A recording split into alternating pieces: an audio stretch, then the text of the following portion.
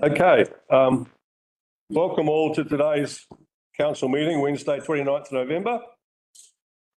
We've got a huge agenda to get through today. Start with apologies. Any apologies? No, Mr. Okay, thank you very much. Confirmation of agenda. Can I have a removal for that, please? Thank you, Councillor Erin Wilson-Collins. Seconder, Councillor Naya. All those in favour, say aye. Aye. Carried. Thank you. Conflict of interest. Are there any conflicts of interest to declare?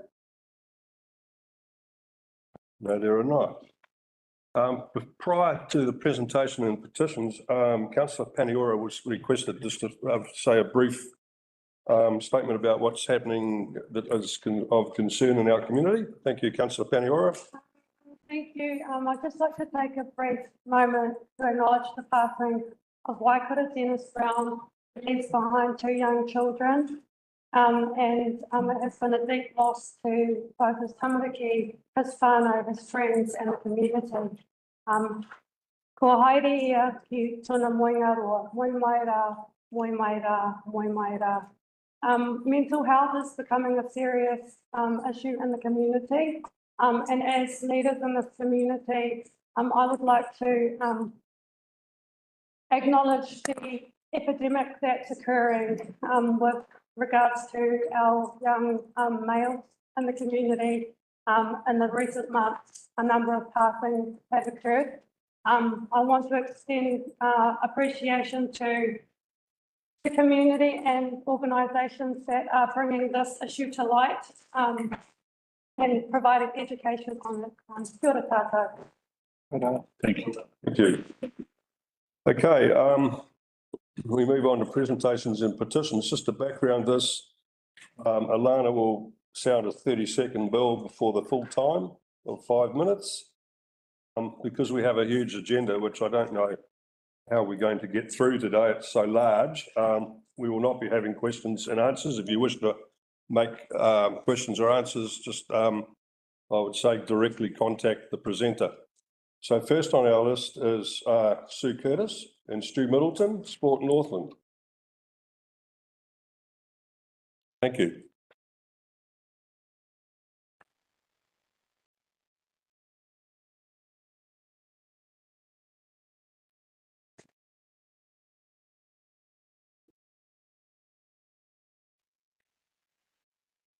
It's all working, is it?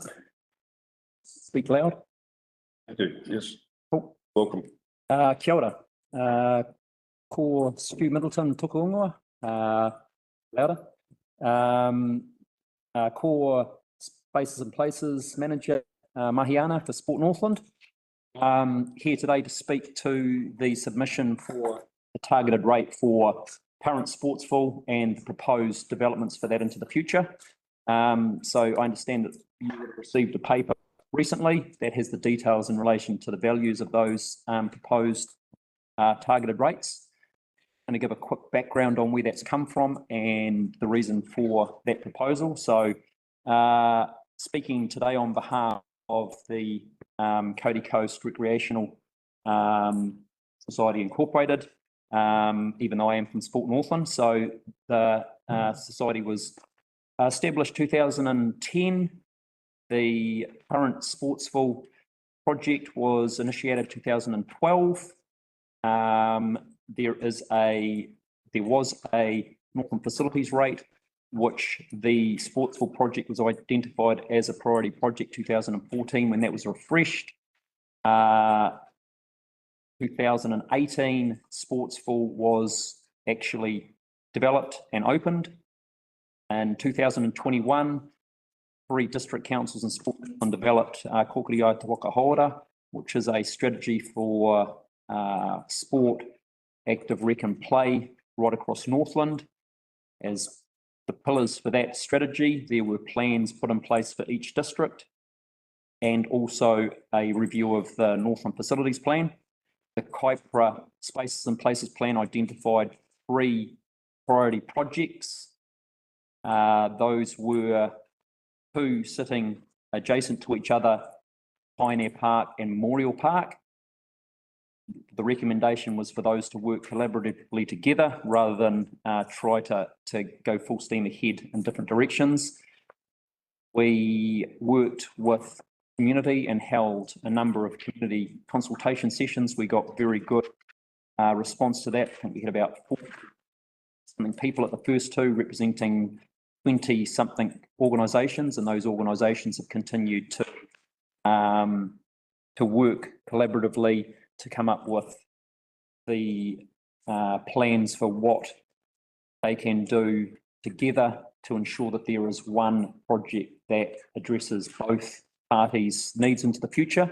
So working with Northern Wairoa Rugby, Sharks, Sportsful, and all the sports involved in that entity as well. Through community discussion, the decision was made that an indoor facility catering for everything from the arts through to sport was the desired end result. So we have gone to the market and had a needs analysis developed and are now in the process of developing a feasibility study to make sure what we are looking at is actually feasible.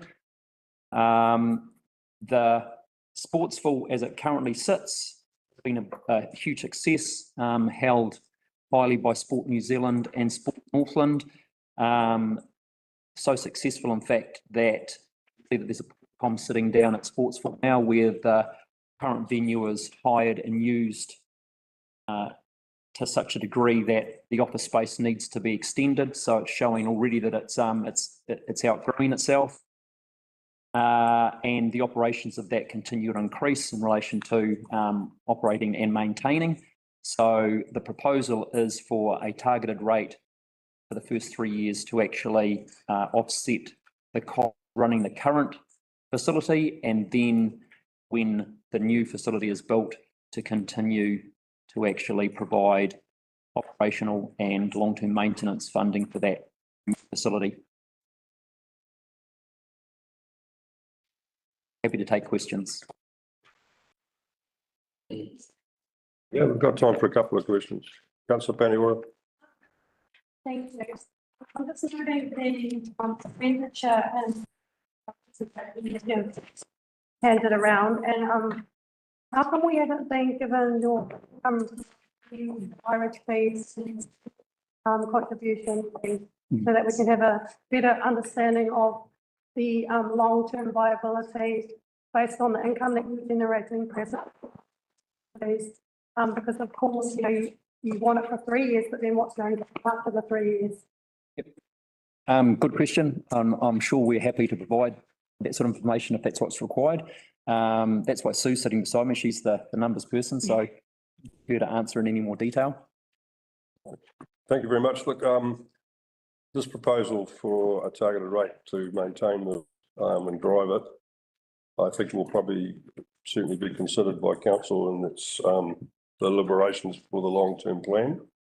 So I will expect that we will come to consider this at some point. Thank you very much.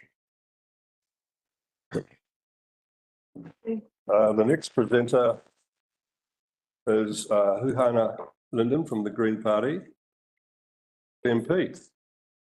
Welcome, Hūhana. I asked if I can go after Anna's presentation as my kōrero is in This is what we have on our agenda. I'd like you to present now. Thank you. Kia ora no tātou katoa. E mihi ana ki te whare, e mihi ana kia koutou, ngā whai kaunihero o te Kaipara. Ko Hūhana Lyndon taku ingoa, whahau, e me ma pāremata mo te roku kākāriki, e noho nei ki o te rau. Kia ora everyone, my name's Hūhana Lyndon and I'm an uri of Ngāti Whātua and Ngāti Wai with hononga into Kaipara and Mahurangi. I'm a list MP for the Green Party based here in Taitokiro, and I come to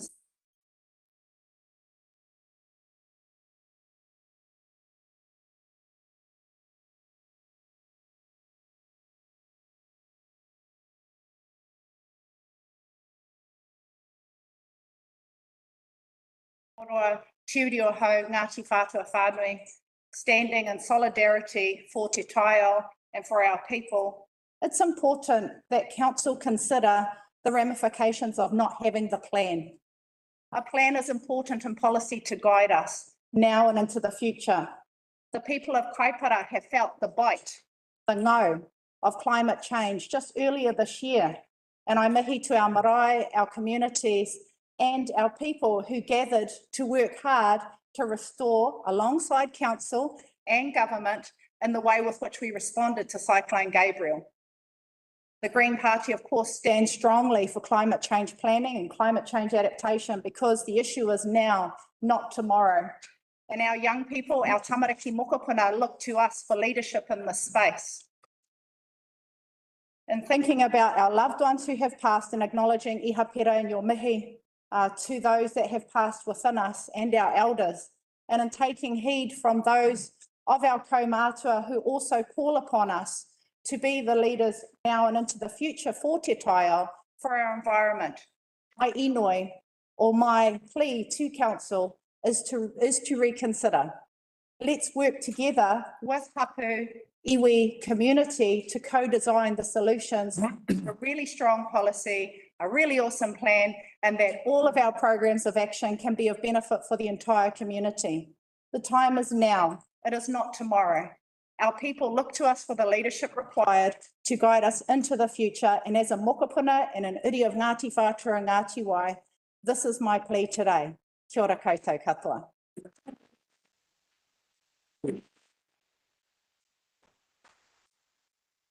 Next on our public presentations is Greg Gent, former mayor. Welcome, Greg.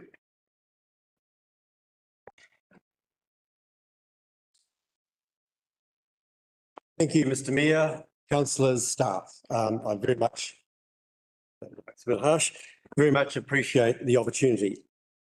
I'm here to talk to you about risk management and project management and what good looks like. I'm not here to talk to you about climate change. Climate change in this case, when we look at adaptive pathways, is simply the catalyst for a program that has been put in place. Why am I here? My grandchildren are the 5th generation on our farms in Ruawai. I have a strong emotional and commercial attachment to Ruawai. I'm a member of the Drainage Committee. I take no fee for that because I believe in giving back, and I'm not here in that capacity. I also do believe humans are destroying the planet. But adaptive pathways has got a massive fundamental flaw. It is looking at the micro before it looks at the macro. And I chaired New Zealand's largest rural insurer during the Canterbury quakes, and I chaired New Zealand's largest health insurer during COVID. So I think risk management, identifying risk and project is something I know at least a little bit about. If I can give you a live example, the Hikurangi Fault runs from Hawke's Bay to Wellington. And if I said to you as a group, come up with a plan around if that fault gives, what are you going to do? The first thing you wouldn't do, I'll guarantee, is go into any suburb of Wellington and look at the impact on them. You would start macro. You would look at the services that come in, the infrastructure into core Wellington. You would start up here, you would work your way down to there, and when you got to that lower stuff, identified the risks, identified the probability and the like, you then would have very active community engagement. Hyper-adaptive pathway is doing exactly the reverse, and it is just simply way from best practice. I'll give you another example. Hyper-remediation, which I'm part of, we own a farm at Tinapai. Exactly the right approach. It takes a Northland approach to a problem. The geographic boundaries Kaipara has are human designed, not designed by nature. We have an event, nature couldn't frankly give a stuff about where we put our boundaries. We should look at this thing from Auckland North as Northland. And to give you a bit more example of, in my insurance days, to get a good risk people, and good risk people add a lot of value. They know their work. You would pay a good risk person if you employed someone at Kaipara more than you pay your CEO. That's what they demand in the workplace. So to think Kaipara has got the ability to do this work at best is naive. The work needs doing. Yes, I could debate when you begin the work, but it needs actually, I think, ultimately national government at a national level to drive it. It is way beyond the ability of here. And I can give you another example, LiDAR mapping, an absolute stuff up that meant Ruawai has stopped growing because of errors in that program. And Councillor Lambert can inform you on the ramifications of that. Good people trying their best, hopelessly out of their professional depth. Solutions, I think it's great if Kaipara gets involved around green issues, educating public around green things, recycling, all that stuff is absolutely brilliant. But keep away from stuff you have no ability internally to do. Thank you.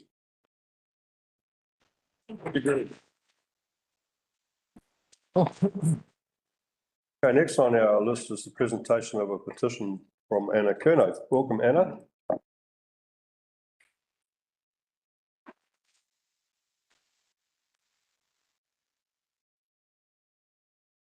Council, thank you for the opportunity to speak to you about this. We're asking each of you to reconsider your decision to stop climate adaptation planning. Contrary to what Greg says, I've been part of it and I've done a lot of research on climate adaptation planning. It's around the world. It's used extensively in New Zealand, and this is part of a Northland-wide approach to climate adaptation. We are the pilot, and that is good scientific method. I'm here as the instigator of the petition, a co-chair of the adaptation panel and as a Ruawai community member. I care about the people of Ruawai, the businesses they run, the lives and the history they've made here. And my partner is also a long-term resident of Ruawai, third generation. His grandchildren are not on the farm yet. In Ruawai, I hear the many different views expressed about the future, whether climate change is human-induced or not, whether the drainage system is doing enough or not enough, why we can't just ignore it, and why can't we just ignore it? There are as many different views about climate change as there are in Ruawai, as there are people. Which is exactly why we need to be doing climate adaptation planning. It's a process that draws out those opinions, that tests them. It brings the evidence into the room. It tests that evidence against the lived experience of the people who live there. It explores the extent of the risks that we face and what our tolerances are for those. Some people might be fine to have their garden flooded, but if that garden is the only land you have, that's different. It puts the planning firmly in the hands of the people who are affected. When I submitted the petition to you, there were 702 signatures. There are now well over 800. There are a lot of people who care about what is happening here. So it's not necessarily the people in Ruawai, it's the people in Northland, in New Zealand who care about this. Adaptation planning isn't just talking about infrastructure and how we fund that infrastructure. It's about the places that matter to our community, the special places that the engineers aren't necessarily aware of, that it's about members of the community who don't ordinarily get a voice, the children, the school kids, the elderly, people who live outside the drainage network and are affected by what happens here. And most importantly, it brings people together from across cultures, across ages, interests, financial status. So everyone is in the room and their opinions are reflected in what we do. Through it, we build an understanding of the history, the social fabric, the aspirations of our community, and what infrastructure we need. It's about weaving all of that together into a long-term agile plan that's owned by the community, not by anyone else, but by the people who are affected by it. And there's another value in the plan if we can produce it. It talks to the organisations that support places like Ruawai, central government, banks, insurance companies, developers, investors, and a range of other agencies, proving to them that we understand the risk, that we have plans for addressing that risk. It shows the value of investing the funding to support us to build the infrastructure that we might need. It's in this environment of heightened awareness of risk, hiding your head in the sand and ignoring the risk simply highlights the fact that you're not prepared and therefore not a particularly good investment risk. The research piece done by Deep South Challenge back in 2019 about insurance and climate change highlights that. And the increases that we've all been experiencing in our insurance premiums are directly related to the risks that we're facing and the extent to which we're planning for them. Recently, I've been working with the people from Ruawai and Piha who've been made homeless by Cyclone Gabrielle. My partner's daughter is one of them. Her and her husband and 3 children had to flee through the bush in the middle of the night in their pajamas, and they have not been able to get back to their house since. They still don't know if they ever will.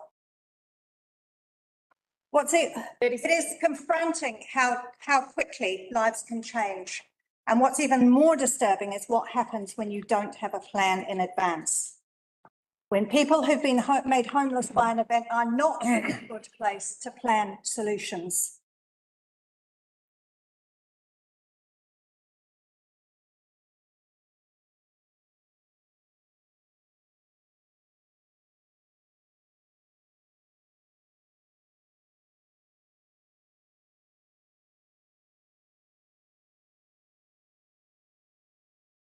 Ruawai and Kaipara and yourselves. Thank you, Anna, for your presentation.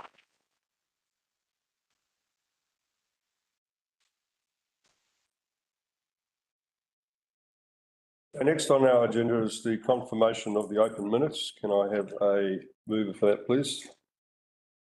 So Howard, can I have a seconder? Councillor Naya. Those in favour, say aye. Aye. Against, carried. Thank you.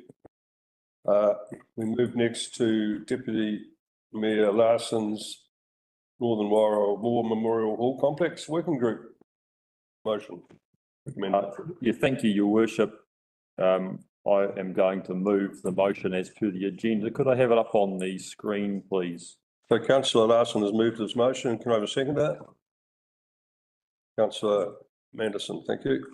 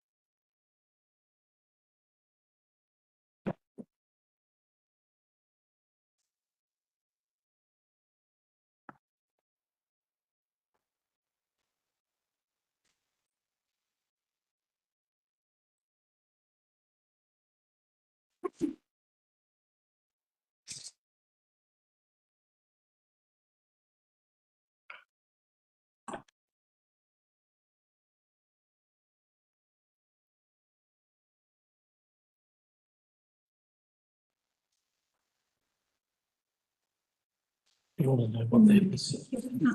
All on the screen, so if we just lift that from the top. On the screen now. What's that? That's the screen now. Yeah, it's on the screen now. Would you like to talk to that, Councillor? Yeah, thank you, Your Worship.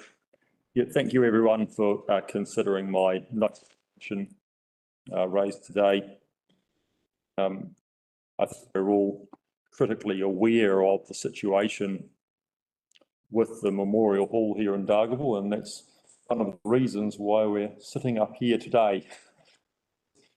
Even from a council function perspective, we don't actually have any chambers. And it is not a new issue. The situation of the water tightness down there has been dragging on for some time, and we do have a budget in place, and we do have planning in place to demolish the leaky part of the building and then reclad the remaining parts. Now, my primary concern there is this is an absolutely critical facility for a wide range of groups in Dargaville, and I just really want to make sure that not only do we deal with the situation quickly, but that we include the whole community in finding the best possible solution we can for access into the building. And to just clad what's left of the building is, in my opinion, completely inadequate. I think we need a really good, robust, purpose-built new annex there that serves all of the groups that use the building now. And I also raise, maybe we can also use that as potential access place for a future community hub, if we're able to put that together, and that's just part of the conversation that I'm raising. What I want to do with this working group is draw on knowledge within council and then coordinate that with staff and all of the community groups, make sure that we actually get on with it and get a really good solution rather than having it drag on for years, as sometimes can happen in bureaucracies. So I put that before you today and welcome your input. Thank you, everybody. Any questions, Councillor Paniora? Thank you through the chair. So I'm just having a look at the notice of motion and in particular, one of the scopes, which is to consider the range of funding options for providing the new purpose-built annex. I'm just wondering to what degree that the committee will have over the budget. Is that within the scope of committee or? Yes, so thanks for the question. At point B, part 4 of the motion, you'll see that all the committee would be doing is bringing findings and recommendations back to the whole of council. So any budgetary considerations outside of what's already approved through the long-term plan would not be a decision of the working group. It would be a decision of the whole of council. Thank you. And subsidiary to that, when will you be thinking of bringing it back to, what's the date for the next?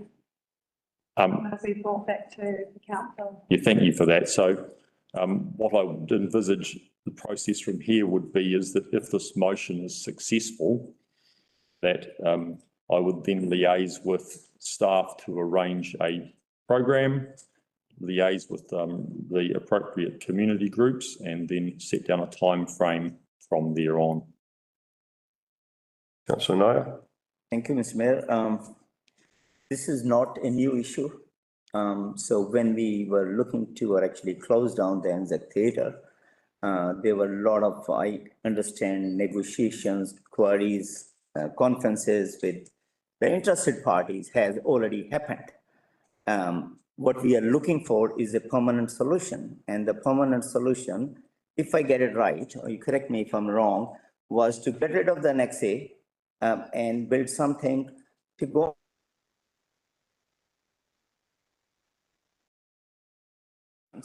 in a project which is as simple, which could have been done 5 years ago. Thank you. Thank you for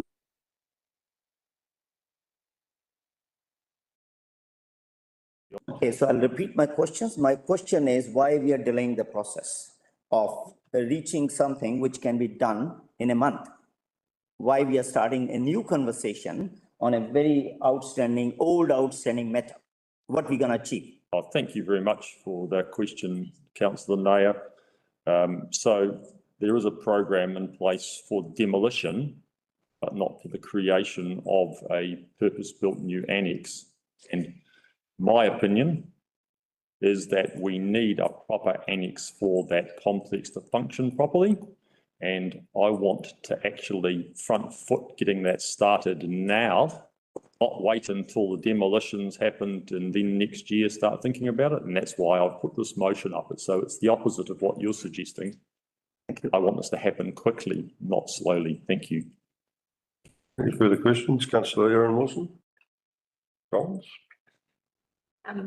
Thank you very much for your notice of motion. My question is in regards to the different groups that you're suggesting are involved in the working group and discussions around that. Yes. I understand obviously the Anzac Theatre, the Minimisation Art Gallery / Dargaville Arts Association are right now very severely affected by what's happened.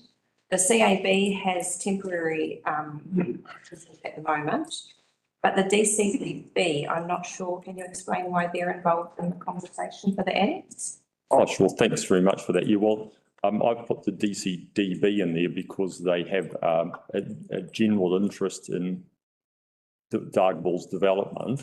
And, you know, as you can see in the motion, I haven't limited it necessarily to that list of people, but I think that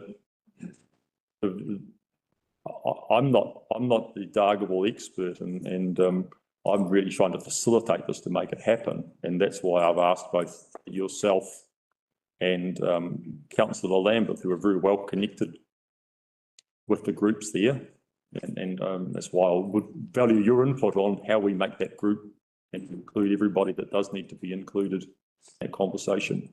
So probably my follow-up question, Councillor Larsen, is what are you envisaging to be created by this working group? Is it an annex that simply deals with the issue at hand that we've been trying to work already with these community groups with? Or are you speaking about an annex that replaces the current annex that allows for the likes of the other community groups that were using that smaller space to be able to have a space back? Or is that further down the line with the community hub? I'm just not quite sure where you're trying to land involving all the other community groups on a solution that I feel only needs to be maybe 2 or 3. Well, I think what we need to do is, if the motion is successful, then we need to refine specifically how we're going to deal with this. And I don't think we can get all of those answers up front right now. So I think we do need to put a body of work together. We do need to work with a range of people. Exactly how that looks, I think will need to evolve once we have approval from the council to set up the working group. Any other elected members wish to ask a question? Okay, I'll move to mover's statement, Councillor Larsen. Through Mr Mayor, he's had the mover's statement. He's had the mover's statement at the start. So second. Oh, okay, so you've already had your statement. Okay. So we'll go to the second of the statement, which is Councillor Manderson. I suggest that you put the statement to them. Thank you. So any other? Councillor Paniora, followed by Councillor Naya. Yeah, so just quickly what I want to say to this notice of motion is that I won't be supporting it. It's another convoluted exercise. It's not going to achieve anything, actually a waste of time. And I would have expected other Wairoa councillors to be part of it, as opposed to those who don't even know the community or all the stakeholders. Thank you. Any other elected members wish to speak? Councillor Vincent. Councillor Naya, followed by Councillor Vincent. Thank you, Mr Mayor. It is quite okay to ignore me in the working group, but thank you for giving the opportunity to talk. No, I'm not supporting it for many reasons. One, as I said, I campaigned and I came in this position to cut bureaucracy, not create it. So there have been plenty of working groups since I have taken over this role. None of them I was part of, for best known to Mayor, but it is all creating more layers of bureaucracy, more money of ratepayers' money being spent on working groups. And the things which are lying there for 5 years could be done in a month if you give me the opportunity to call for a tender with design, is further lingering on. So I will not be supporting this. Thank you. Councillor Vincent. Thank you, Mr Mayor. Well, I personally think it's a good idea. And personally, I'm relieved that this is one notice of motion which has no implications for our current long-term plan. Thank you. Councillor Lambeth. Yeah, I've been somewhat honoured to be asked to be on this working party. My concerns have always been that there are two separate contracts, one for the demolition and one for the reclad. These two separate contracts, which we need to oversee to make sure that one doesn't demolish good and throw away salvageable products there just for the sake of completing their contract.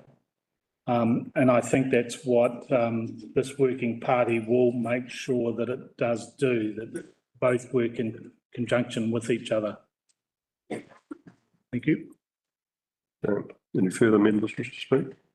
Councillor Aaron Wilson-Collins. Thank you.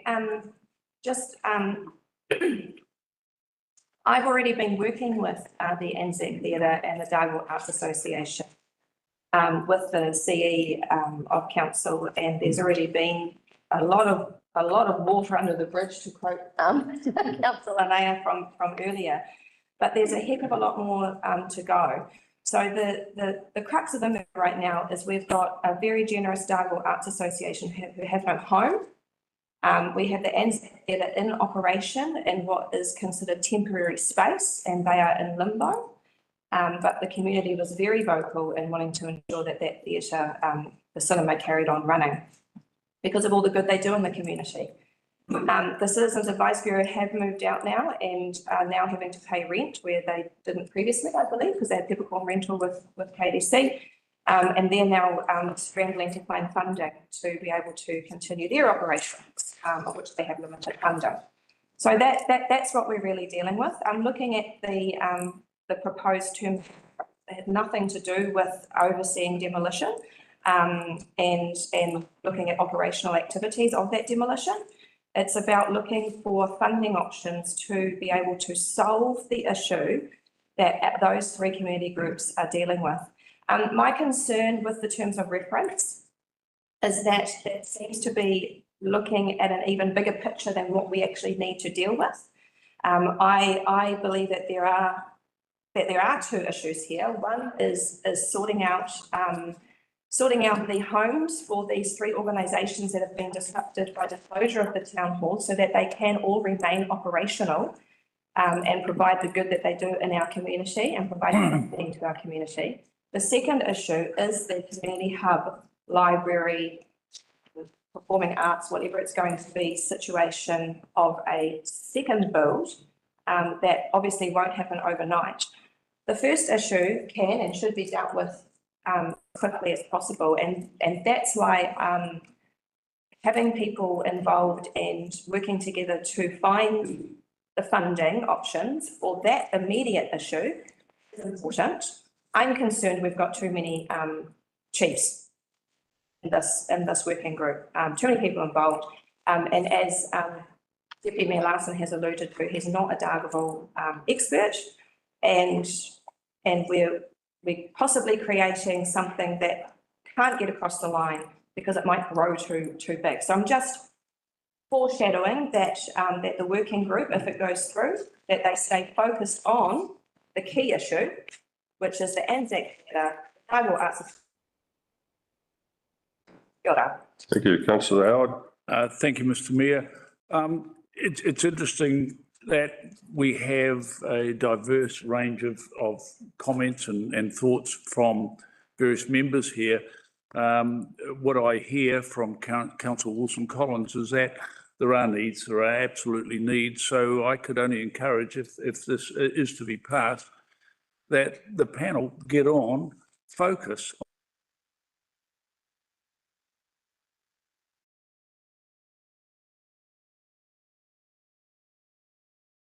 Members wish to speak?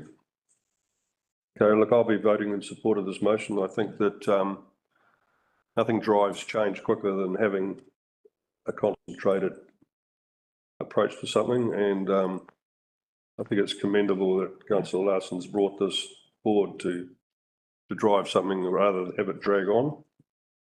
And I just have to say, I look at, I know I keep coming back to it regularly at meetings, of the success of the sports complex out past Tangawahine there, and how people who get involved passionately get things done.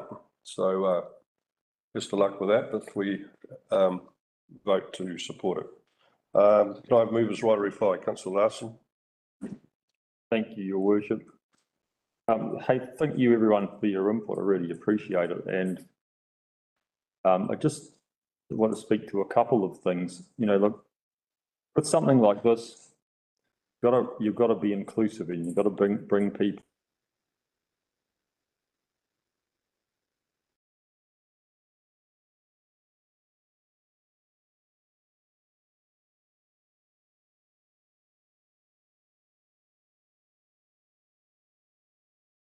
Some big picture issues here, and we may not need to use all the terms of reference, but there is definitely a conversation around future community hub / library expansion for Dargaville. And I just think whilst we're talking about solutions for the Memorial Hall complex, let's have that as part of the consideration. It may open up significant funding opportunities for us. And that is why I've asked them it reasonably broad in both of those ways. And yep, I agree with His Worship. Let's get something in place and stop rolling. Thank you very much. Okay, we'll move through to the vote. All those in favour say aye. Aye. Aye. All those against? Against. Carried. Division. Division. Okay. Thank you, Alana.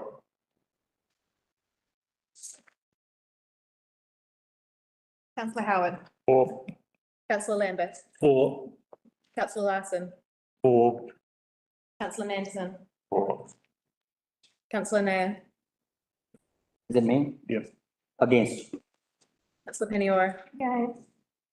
Councillor Vincent. 4. Councillor Williams. 4. Councillor Wilson Collins. 4. Mayor Gibson. 4. Okay, carried. Yep.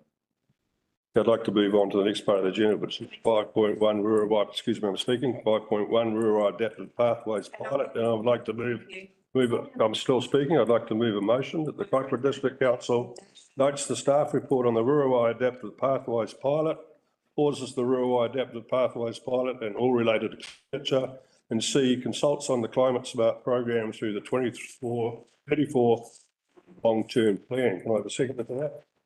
Councillor Larsen. I put a motion. Can you put it up on the board, please? So we can just go and make it through the chair, point of order. So What is your point of order? so we're going to ignore a mover and a seconder in time. I moved the motion. Thank you. I was speaking. You interrupted me. Thank you. Okay, can you put that on the board, please? Can you rule on the point of order, please? Yeah, the motion, this one here.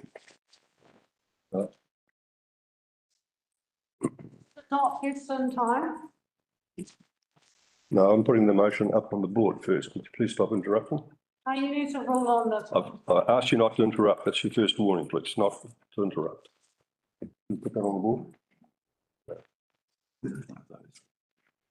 Yeah. You want to say something? Councillor Wilson. Just, you're being asked to rule on the point of order. I did. I've just turned the point of order down. Okay, that's up on the board, is it? While we're waiting for that, we'll ask Michael Day to come forward. Thank you, Michael, to present on this item.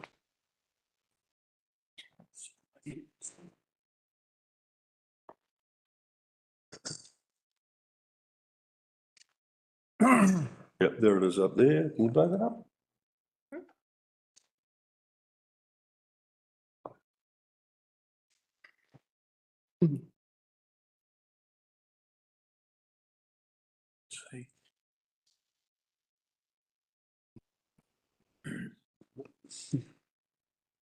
But where's that other motion coming from? Yeah. So just to make that clear, that's first one on A, notes the staff report on the Ruawai Adaptive Pathways Pilot, pauses the Ruawai Adaptive Pathways Pilot and all related expenditure. That's B, And C, consults on the climate smart program through the 24-34 long-term plan.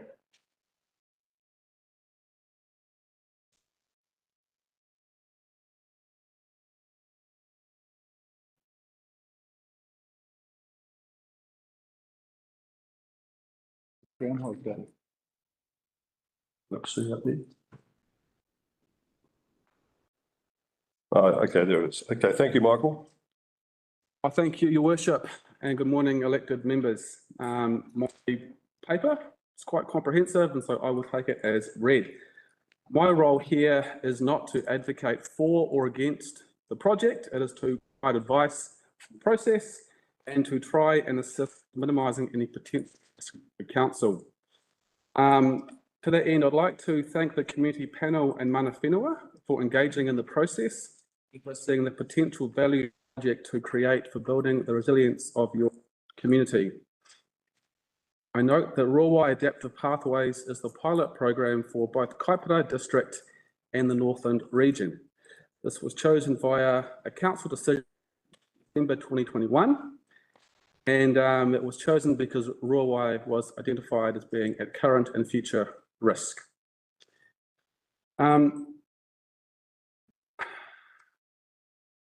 I want to acknowledge that everyone wants to see the long-term viability of Ruawai and surrounds, including seeing an increase in community resilience to hazard events and sustained economic. The project area is meant to include Te Kowhai, which is outside of the area of benefit Ruawai drainage scheme and is at high risk of inundation from coastal hazard events.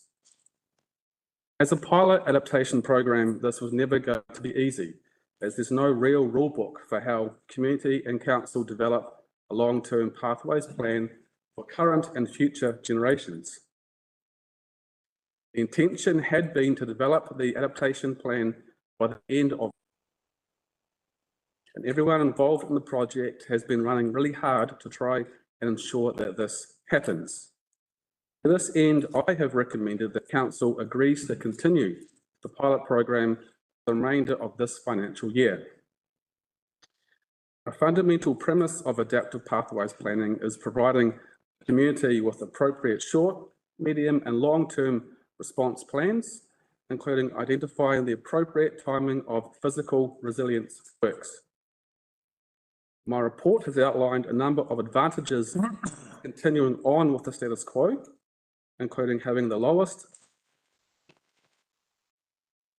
I note that Warren Bangma, our legal counsel, has provided legal advice on the potential risks arising from a decision to cancel the program. Warren is here today to answer any legal questions elected members may have. Other advantages include actually finishing the pilot program and not essentially wasting all the good work that's happened to date. And I also believe that actually completing the plan will increase our ability to access external funding for hard protection structures and other physical works area of benefit. To that end, I'm happy to take questions from elected members. Any questions of Mr. Dave? Councillor Naya. Thank you, Mr. Mayor. So there is a legal opinion sought on the Simpson Grayson. They have recommended an option 3 to not cancel it immediately. You've given us 3 options, if I get it right? And these are the options you're suggesting to us. And what I gather, if I'm just want confirmation from you, is the savings of $150,000 will be offset by the cost of legal action, which is quite likely to come out of it. That is the report saying. Can you elaborate on it, please? Thank you for your question, Councillor. No, look, sorry, I should have introduced Warren Bagma from Simpson Grayson. Thank you. Welcome to the table. Thank you, Your Worship. Thank you, Councillor Naya. To be clear, at the end of this month, there's approximately $70,000 left in the climate adaptation budget this financial year. There was $148,000 allocated for the program for the full year.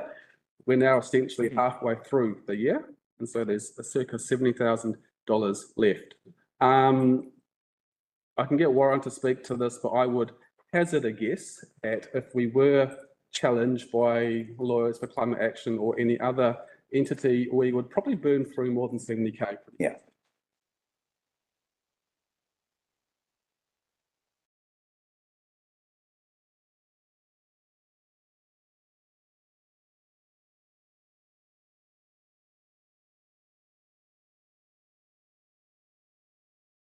To actually cover. So it's to complete the adaptive pathway plan by the end of this financial year. So the vast majority of that monies would be spent on actually finalising the works needed to get the plan ready. You know, a little bit would be allocated to the community panel, etc., venue hireage, but the vast majority is actually on getting the plan ready by the end of the year. And undertake that work. Okay. Hang on, Councillor Howard, followed by Councillor Naya, followed by Councillor Peniora. Thank you, Mr Mayor. Thank you, Michael. Can I just have clarification, please, as you say that the plan is that the report would be completed by the end of this year. Are we on track to deliver, or is there likely to be a delay in delivery of a final plan of work done to date come June 30, 2024? Good question, Councillor Howard. We will certainly on track to deliver the plan by the end of this financial year. The decision that Council passed last month to essentially pause the program and wait for this Council meeting has certainly put things back a bit. So I 100% can't say hand on heart now that we would definitely be able to deliver by the end of the financial year. We were certainly on track to, and I'm sure the project team would run as hard as they can to deliver that. The Council vote to carry on with the plan for the financial year. Thank you. The question, Councillor Peniora. Councillor Naya, will you? No, sorry, you after. You've already had a question. Councillor Peniora. Thank you, through the chair. So just to clarify, so that I have this right in my mind, we've spent $68,000 to date. We've got $31,000 of committed spend, and we could potentially be facing $70,000 in legal action. If the threats of legal action are. Through the chair, I would not like to quantify how much it may cost Council if we were taken to court. If in case it's of assistance, if I could, any legal challenge to the council's decision making today would most likely be judicial review proceedings in the High Court, which are expensive and complicated. Of course, I don't have a crystal ball, but look, costs could be in the region of $100,000 or more, as I think I indicated in my advice. Thank you. And subsidiary to that, so that amount of spending that I've just specified would be all money down the drain, because pausing the program would essentially be shadowing a cancelling of it. So we would have wasted payers' money and not completing the project. Is that correct? Well, let me rephrase my question. Can the work that's been done today be used, or does it need to follow the project through to the end for it to have any benefit? So through the chair, it would technically it would depend on the decision of Council today and seeing it through. Council did decide to pause the project and then consult on the adaptive planning through the next long-term plan, and the community wish to see further adaptation planning happen. Then Council decided to support that, then in theory the work could be picked up second half of next year. But and so what happens if on the other end of it, it's not? Like I alluded to, a risk of not completing this project is that all the good work that's been undertaken to date could be lost. Thank you for your question. Anyone else with a question? Councillor Naya? Thank you, Mr. Mayor. To be honest, I was quite impressed with the presentation by the Royal Dutch, the consulting company. My question is, were they actually involved earlier on before this consulting? Because I think if I remember correctly, it was in the newspaper that the Ruawai Adapted has engaged the same people, the same Royal Dutch company, which helped set up the whole stop bank process. Is that right? Or you're not aware of it? So this company is a company who knows the roots of the problem, and maybe Councillor Vincent can probably tell us more on that. And they were engaged. It was in the lifestyler to do this project, and they have given us some risk. And to be honest, they have given the area which were probably flooded last time. Can you elaborate on that? For the chair, Royal Haskening was engaged by a robust procurement process to undertake, be the lead consultant to help council and community develop this adaptation plan. As far as I'm aware, they have not been involved previously in any works associated with Ruawai or Raupo, to the best of my knowledge. Thank you. Councillor Vincent? Thank you, Mr. Mayor. I did send in a couple of questions earlier on the expectation that we were dealing with a different resolution. But however, what I did wonder was, like, the Te Kōwhai Valley is a problem area in that it's flooding. It's in the same geographical catchment, but it's not part of the Raupo Drainage District. With this adaptive planning program, what difference would it make for or against if we discontinue this program in our dealings, say, with the regional council and enticing them to come to the party to help out with some capital works? For the chair, I noted earlier on that the Kōwhai Valley is outside the area of benefit from the Raupo drainage scheme. The Te Kōwhai Valley is meant to be included in the area of this adaptive pathway plan.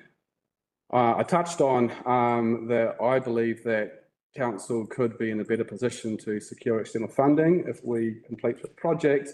The regional council has been assisting financially and with in-kind support in the adaptive pathway plan to date.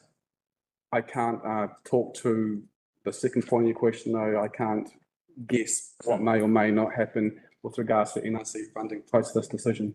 Okay, thank you. Worth a shot. Sorry. Councillor Aaron Wilson? Oh. It's me to resign. Report, Michael, and your advice there, Warren. My question, the advice given is, the legal advice given that with the three options is in regards to actually cancelling, which at this point today, the decision today isn't to cancel, it's to pause the work. So I'm interested to know if either of you can answer the question. We're at the tail end of an LTP at the moment that we consulted on the community, that they asked us and they told us what to progress with. At the 11th hour, we're pausing, as is raised in the motion, pausing the end of that work. So that won't be completed in the current LTP. Does that still have any legal ramifications? Legal? Given the use of the word legal, I suppose that question is for me. Look, it is a recent change in wording. I've only just seen it now. I suppose, my initial reaction to that as a lawyer is I appreciate we're now using the word pause rather than cancel, but I wonder if in substance it would seem that we are cancelling any works for we're not carrying out any works, I understand would be the intention for the remainder of this financial year. And I suppose decision-making was scrutinised by the court, that they might say that in substance, what we're calling a pause is really cancellation of those works the rest of the year, or at least that I think there's a risk it could be interpreted that way. Right, so just to clarify, the risks that you have outlined in your legal opinion, the group that has suggested that the judicial review could very well, even based on this decision, still go forward with their judicial review. Yes, I believe so, and I think if I may just generally speak to what I see as a key risk. It is around section 97 of the Local Government Act. And as I've outlined in my legal advice, there's no requirement generally for the council to continue with a program just because it's identified plan. The council is also entitled to make decisions which are significantly inconsistent with something in its long-term plan.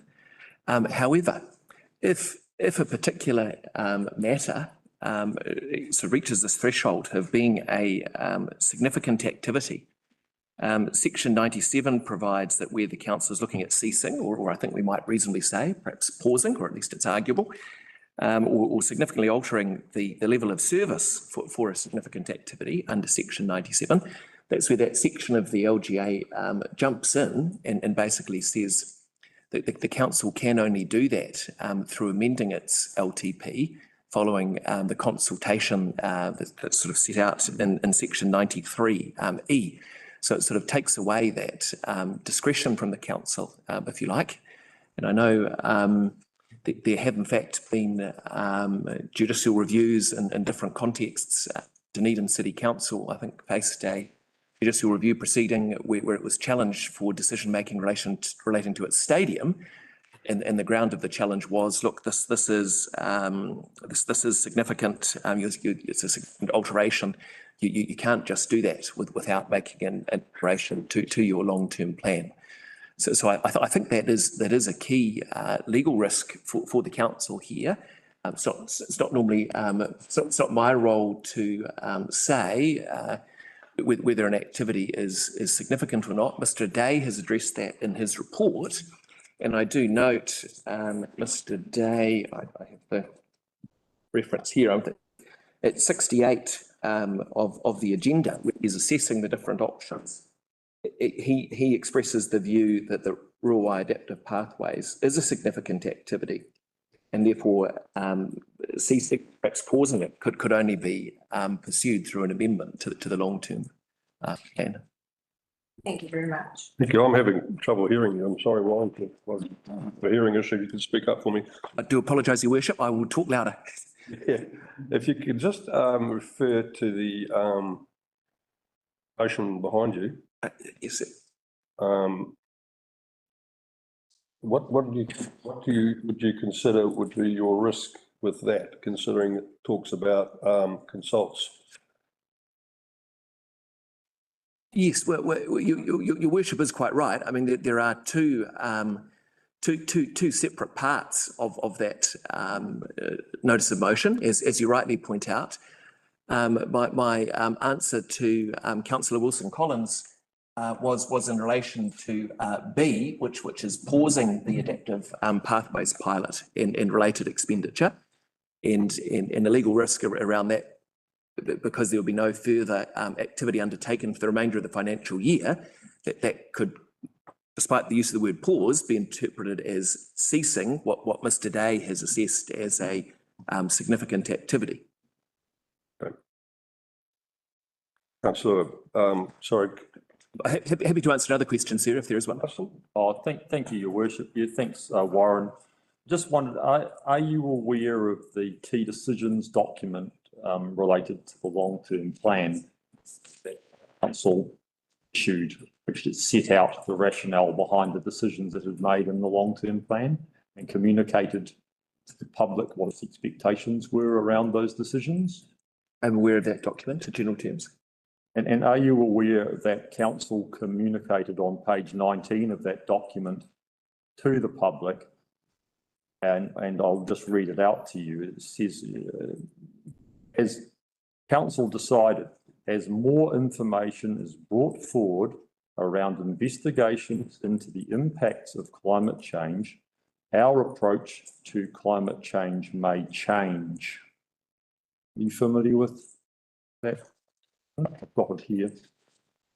Look, not in detail, no, but I accept that you're reading from that, and that you accurately.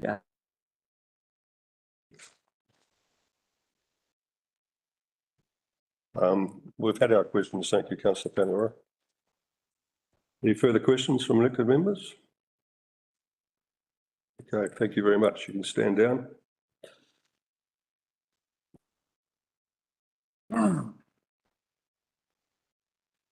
Okay, my mover's statement. It's very pertinent that Councillor Larsen brought up the fact that as more information is brought forward around investigations into the impacts of climate change, our approach to climate change may change. As some significant events have occurred regarding the Ruawai adaptive pathways, is that we had significant flood modelling done, which Ian Beattie has reported in his report to us in May, when we had a briefing regarding the effects of Cyclone Gabriel. And in that report, he said that flood modelling was significantly spot on. It was the gold standard. So we knew exactly what was occurring in Ruawai. So we didn't have people making outlandish claims about flood levels and what they would be doing. The other thing that is significant is that science has moved, particularly on the flood levels that are predicted by the RCP 8.5, which is what James Shaw and NIWA and our NRC Council are still using, and that is the IPCC, which is supposed to be the gold standard, has said is now totally implausible. We are not going to get 1.2 metre flood level rises in Ruawai, and we are not going to get the temperature rises that that were formerly predicted by RCP 8.5.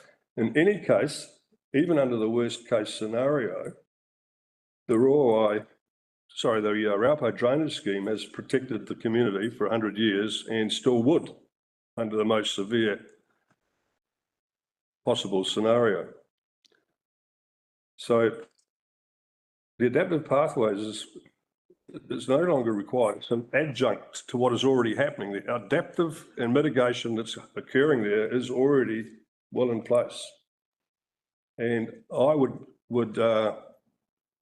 refer also to Ian Beattie's report, which identified that work needed to be done on lifting the roads that have dropped, because the road network there is already part of the protection system. It's an integral part of it, not just the floodgates. The floodgate K needs work, needs money, and the best thing we can do for Ruawai is use what limited funds we have to provide them with a long-term reinforced adaptation process that's been in place for 100 years. Thank you.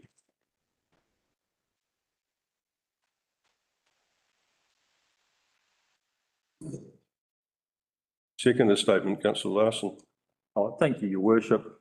Yeah, look, I will come back to the question that I raised before, and you know, I'll just reiterate that through the long-term plan, previous council did make decisions, and it did state to the public that as more information is brought forward around investigations into the impacts of climate change, our approach to climate change. And just look at this in the context of the previous council making this decision. The Intergovernmental Panel on Climate Change, which was the international position, was that RCP 8.5 was a reality. Modelling around that in terms of coastal inundation, temperature rise and sea level rise was the basis for that decision. And what happened is that at COP27, which is the IPCC conference, they acknowledged that in fact the outcomes of that modelling were completely implausible and downscaled it to the equivalent of RCP 3.0. Quite frankly, the Raupo drainage scheme could actually handle RCP 8.5 anyway. RCP 3.4 is a much lower threshold. And so what we have now is that the Armageddon imagined by the previous council is now internationally acknowledged as being completely implausible and impossible to achieve. Ironically, COP28 is underway at the moment and used by some of the players there as an opportunity to strike oil and gas deals with other nations. So that's another matter. But I think what the Mayor has proposed is a very good position. Just because we've spent some money on a program doesn't mean we have to spend the remainder of the money. That is the sunk costs fallacy. However, we need to go and fully consult with the community, and that's what's being proposed. Full consultation through the LTP. Let's be cautious with our expenditure, but let's make sure that we've properly consulted. And the one other point I would raise is that we talk about should we spend money on policy or should we spend money on adaptation and mitigation planning? Well, I believe that our adaptation and mitigation planning is already pretty robust. Starting with, we have our regional policy statement and our regional plan, our district plan. We've got an engineering standards review happening at the moment. Those components of regulation assess sizes of culverts, the needs for dealing with stormwater, all of these types of matters. And we have all of our asset management planning as well. So I think we're in a pretty good position to make sure that we are looking at all these matters. I think we need to make sure that we are not predetermined in any of our decision making and actually take all of the feedback that we get from all of the community about this. I have a lot of faith in the Raupo Drainage District and in the Ruawai people who have been managing this for 100 years, put in place a very robust system. I think they ultimately should be able to make their own decisions and get on with their own lives and use their land. But let's make sure we properly consult. Thank you very much. The other elected members wish to speak. Councillor Nair, followed by Councillor Paniora, followed by Councillor Howard. Thank you, Mr. Mayor. So the intent of this motion is good. What I don't like about is the fact has been ignored in terms of the last flooding we had in Dargaville, which the drainage committees failed to perform in Awakino Point, and even the Prime Minister had to come. The kind of advice we are getting for nothing from a very high consulting firm to be just put in the rubbish bin is not a great idea. And we are also open to a legal action. I don't know why we have to seek legal opinion, pay that, and then have legal action, pay that, and then defend it and pay. So all we are trying to, and we are achieving nothing out of it. We can very well pause it. And I think there's an option 3, which means we are probably not open to any legal action. So I would be voting against this motion just on the grounds, while the intent is good, the execution is very bad. We gotta save that 100,000 or maybe more, and the adverse publicity coming from everywhere. Thank you.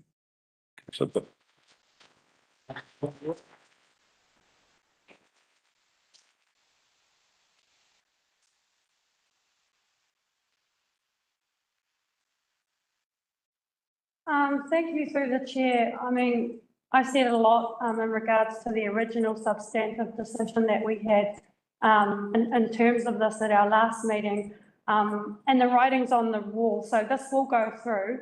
So I'm not going to spend too much time getting into the nuts and bolts of it. What I want to talk about is the savings, which has been touted as the intention and the reason behind all of this. But when we actually consider that there's $71,000 in savings that may be redirected to the Road Drainage District / Committee, and I understand that's why they've come in support of this motion, is because they're happy to receive more funding whilst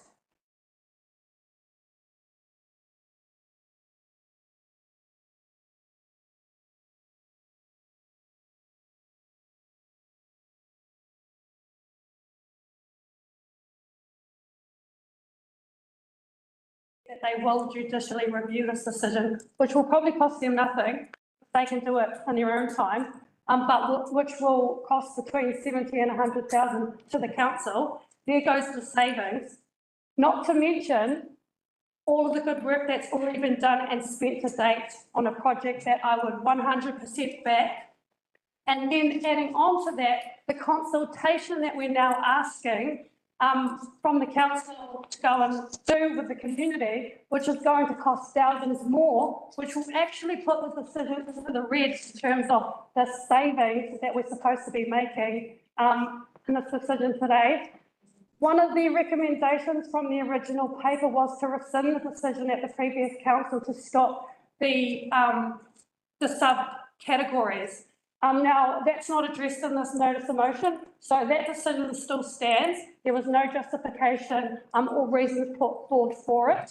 So that's judicially reviewable as well. And the pausing is a mere foreshadowing of a cancellation. So to change the word cancel to pause, and then to think that the court is going to accept that as, oh no, we're just pausing it so that we can consult with the community, it has the same effect. So these are all things to consider.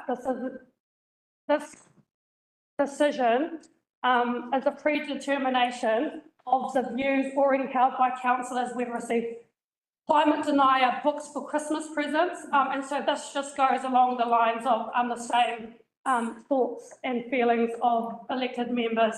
The same can be said for the quote, as more information is brought forward and our approach to climate change may change. We just went through a cyclone.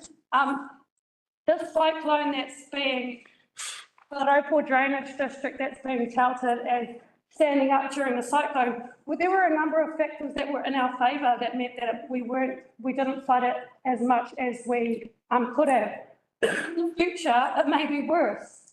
So to hang a hat on the last cyclone and say, oh, look, it held itself up, it's fine.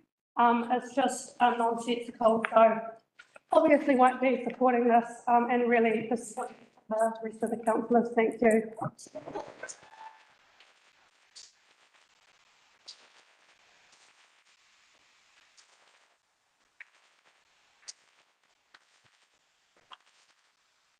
Howard.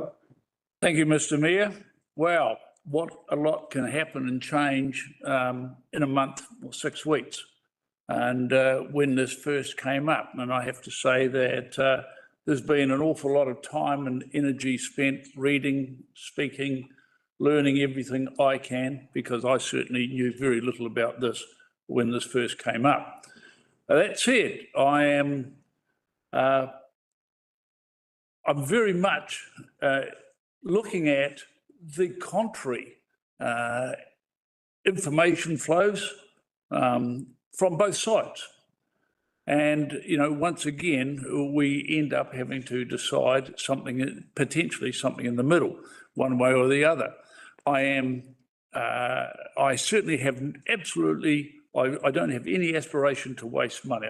You know, that's just not what we should be doing. But on the other hand, we don't know where the waste of money might be. There are, as I'm told, more overt risks physically over the side right now that aren't being addressed or perhaps are being addressed by other parties. I think that there are a number of instances where physical works are required, have been done, been validated. So, I mean, at the end of the day, things are changing and there is conflict between both sides. What I hate, as I say, to see any waste of money. I think that at the end of the day, as somebody said earlier on, these projects are owned by the community. And I do believe, whilst it is, as Councillor Larsen has already said, was an option anyway with this process, by putting it back to the community for consultation through the LTP gives us more immediacy to come to an ultimate outcome. Thank you. Vincent. Thank you, Mr. Mayor. I wish to put forward an amendment to the motion. And the wording of that amendment is as per the staff recommendation in the report. I will speak to it, but I'd like to check first and see if you accept my amendment and if there is a seconder. We have a seconder. I'll second that.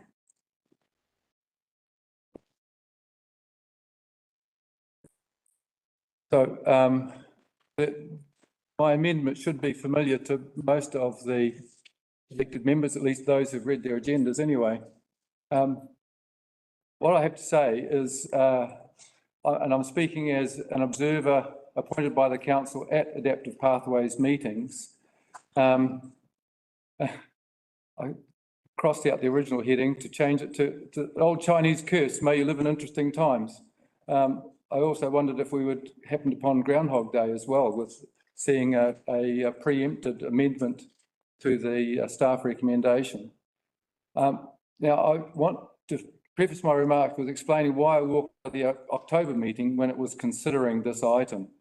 Our staff do their best to ensure that as elected members, we are provided with enough information to enable us to make informed decisions. This usually means that an issue is discussed at a briefing session in advance of the formal meeting. This gives the elected members the opportunity to ask questions and, if necessary, explore the need to extend the scope of possible options for resolution. We should then be in a position to make an informed decision.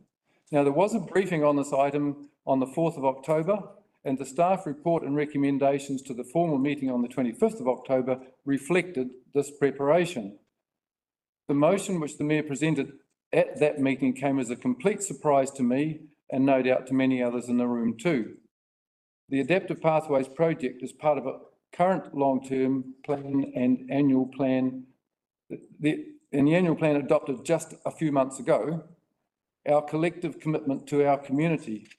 That doesn't count for anything, it seems. My objection is not so much about the subject matter at hand as the misuse of proper process. A young man, well, let's face it, most of them are young to me these days, from the panel, wrote in response, what was most disappointing about this decision is that the KDC was having long-term, in-depth and ongoing conversations with Ruawai community.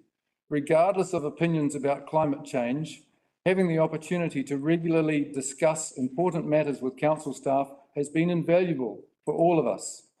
The feedback after Cyclone Gabrielle let KDC know what worked and what didn't, as well as where a focus was needed. A number of other communities around Kaipara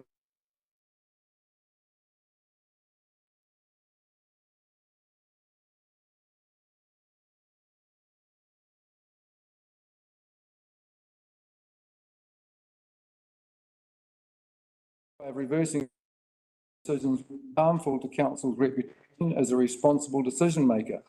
I walked out then because I thought staying would have given the motion more credibility than it deserved. Now, so reiterate, this is part of what's in our annual plan, part of the long-term plan that's current until the 30th of June. And we would have a chance to amend that in consultation properly through our community in the next LTP. Now, the argument has been made that the funds saved from discontinuing the Adaptive Pathways program could be better applied to physical works in the Ruawai Drainage District. I say, be careful what you wish for there.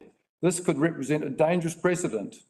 I think I'm aware of one other occasion when it was used where the general ratepayers helped to pay for the Mangawhai sewage scheme. If you want to go down that track, that's fine, but I would not encourage it. Funding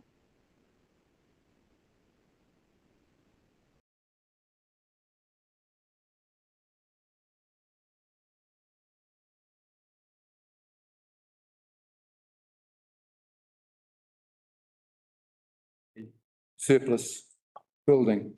So those are my concerns with the motion as it stood and the reason for me introducing this amendment.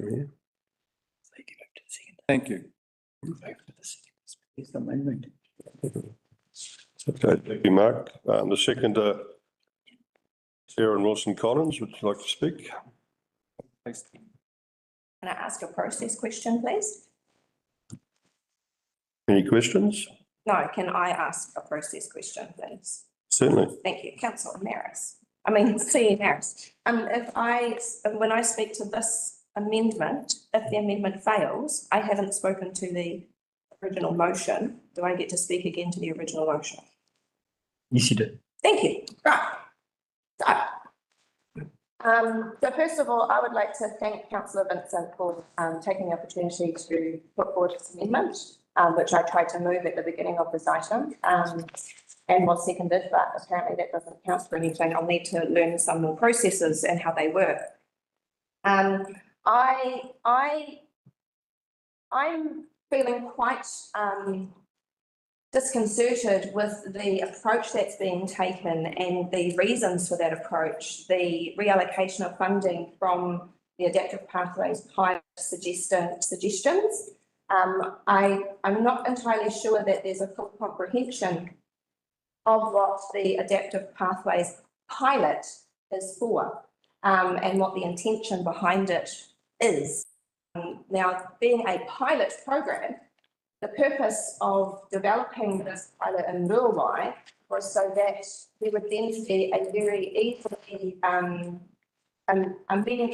amendable program to then be implemented for all our other at-risk areas in our district, of which there are many. The fact that the Racecourse Drainage Committee does a fantastic job and that facility is amazing and has protected that rebuilt area for so long is wonderful and not disputed. But that shouldn't take away from the purpose of the pilot, which is to ensure that all our communities are able to look at the risks that they're facing, decide what is tenable to them, and to put plans in place that can be implemented should certain events happen. Removing this pilot, or pausing it as we're doing at the moment, and reconsulting with the community is actually not just taking money away from that Ruawai Adaptive Pathways pilot and taking money away from the rest of our district.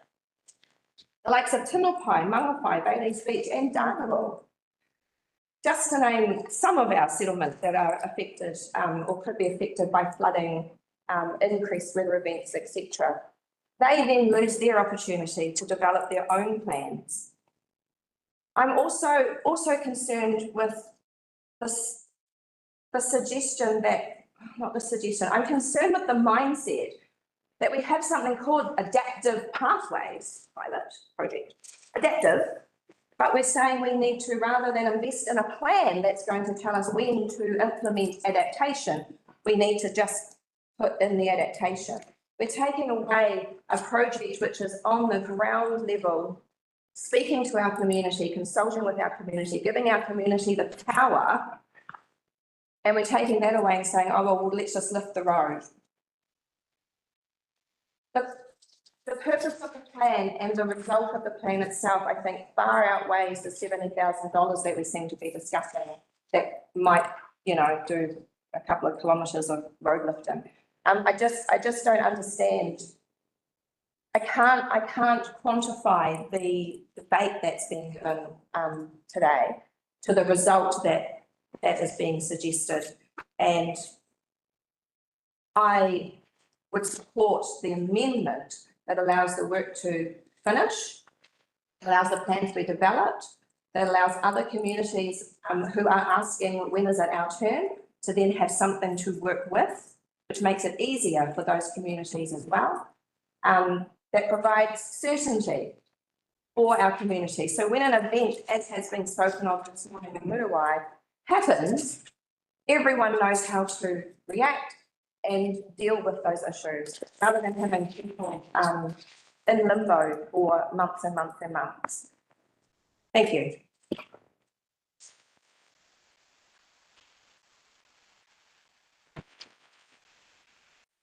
Okay, anyone else wishes to speak? Councillor Larsen, followed by Naya. Oh, yeah, thank you, Your Worship. Yeah, I just want to clarify something that was raised by the seconder there. This isn't the substantive motion that we have now had an amendment put to was not a cancellation at all. It was simply a pausing and a full consultation through the long-term plan. And I think that's a very robust process to take. I don't support the amendment, and I will be voting against it. Thank you.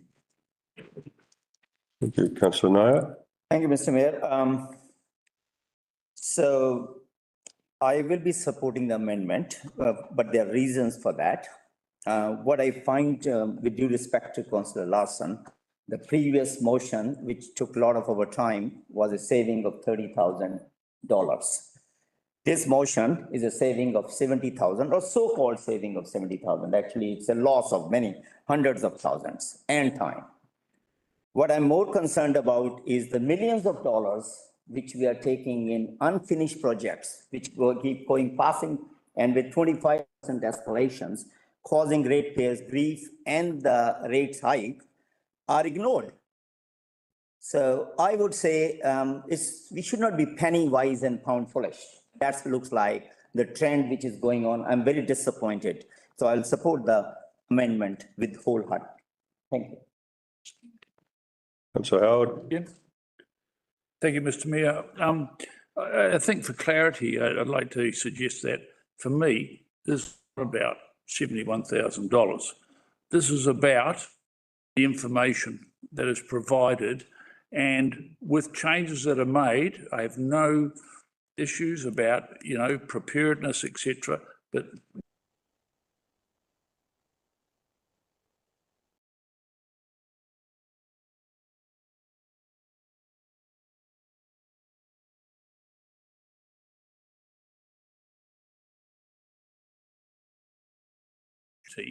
to make a decision and contribution based on absolute latest bona fide information.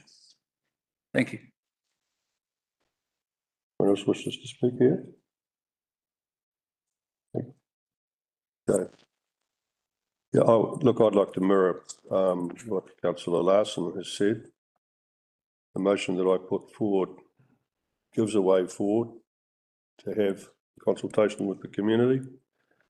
It's interesting how I've had a number of letters. I've got one here from Tim Wearmouth, Director of Sleep Systems New Zealand. I'm not sure, but perhaps he's the largest employer in Ruawai. And he said he urges the council to reconsider the programme's direction and explore more straightforward in-house solutions that prioritise the community.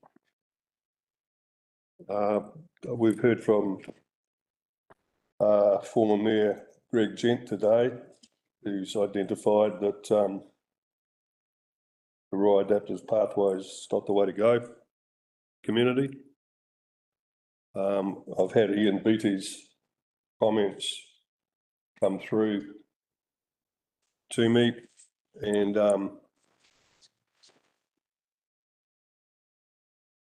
he said if you continue to peddle a false narrative based on hypothesis, but sooner or later the difference between actual risk and potential risk becomes blurred. As I said before, the science has changed. The flood modelling has shown that the Ruawai Raupo drainage scheme fully secures that community. To me, it's trite to say that you can continue with a program like this and then pick it up and move it somewhere else. Everyone's position is different. We have huge inputs already from government regarding, etc. The New Zealand's first emissions reductions plan, the first national risk assessment. We have a national adaptation plan already. We have guidance for local government, for coastal hazards and climate change. This work's being repeated everywhere. NRC's repeating the work themselves. This is we also pay rates to NRC for the work they do. Just like to go back to an email I had from Ian Beattie. He said, it is not the lack of a planning pathway that is hindering future development and investment in the Raupo Ruawai area. The biggest hurdle to development and investment are the inappropriate district plan restrictions placed on us by our own council. I think Greg Gent referred to that in terms of how hard it was for him to do it in addition to his house because of the limits that are placed on him by some of the rules we've got regarding flooding. These restrictions were an unconsulted knee-jerk reaction to the erroneous flood modelling produced by NRC. The Raupo Drainage Committee rejected this erroneous modelling and instigated the new modelling work carried out by WaterTech on behalf of NRC. This model has been accuracy tested in a real-life situation during Gabriel and is proven to be gold standard. What is more alarming is the old erroneous modelling is still being used in KDC's software, which is misleading to staff unaware of the true situation. So there's a lot of stuff to tidy up in the background, but one thing's for sure, Ruawai is not under threat. It hasn't got a threat of $600 million worth of damage to assets. It'll still be there in 100 years. And I think as in a previous meeting, we talked about the fact that we should let those people get on with their lives without the kids coming home being scared about thinking that they might have to relocate. It's ridiculous. Thank you.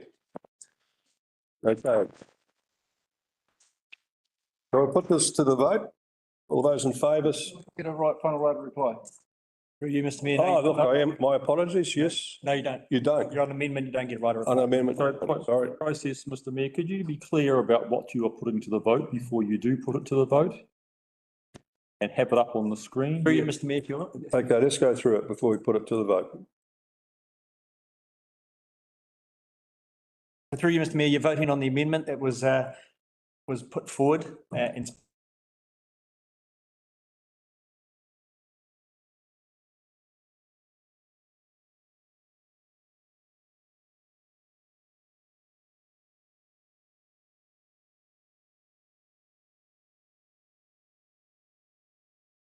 Everybody got that on board? Yeah.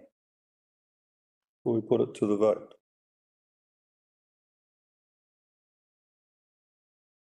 Sorry, all those in favour say aye. Aye. Aye. Against? Aye. Okay, we'll have a Howard. Against. Councillor Lyndon. Against. Councillor Larsen. Against. Councillor Manderson. Against. Councillor For. Hūhana. Councillor Vincent. For. Councillor Williams. Against. Councillor Wilson Collins. For. Mayor Gibson. against. Okay, the motion has been lost. Therefore, we go back to the substantive motion. Where are we at with that? So you're still at speaking for the substantive. We've had five speakers on the substantive, so you call for extra speakers. Okay, we've had Naya, Paniora and Howard, and we have Councillor Aaron Wilson-Collins wishing to speak, is that correct? I'll wait and see if there's any other speakers. Thank you. Anyone else wish to speak that had not spoken? Councillor Vincent? I'm just checking on because I didn't actually speak to the motion originally. So, yeah. Okay. I just would take the opportunity to comment further that to focus on the issue of the status of the infrastructure needs for the Raupo drainage area is, to me, going down the wrong rabbit hole in this case. And I don't conflate one climate change prediction or another climate change prediction with the adaptive pathways process. And to me, it is a process which should be transferable to a range of situations that where the circumstances are dynamic and the final outcomes unknown. I think it has a lot to offer, and I think it is at a point where the money already spent, if we cancel it now or pause it, as you say, would be a total waste of that money because we don't have any conclusions to arrive at.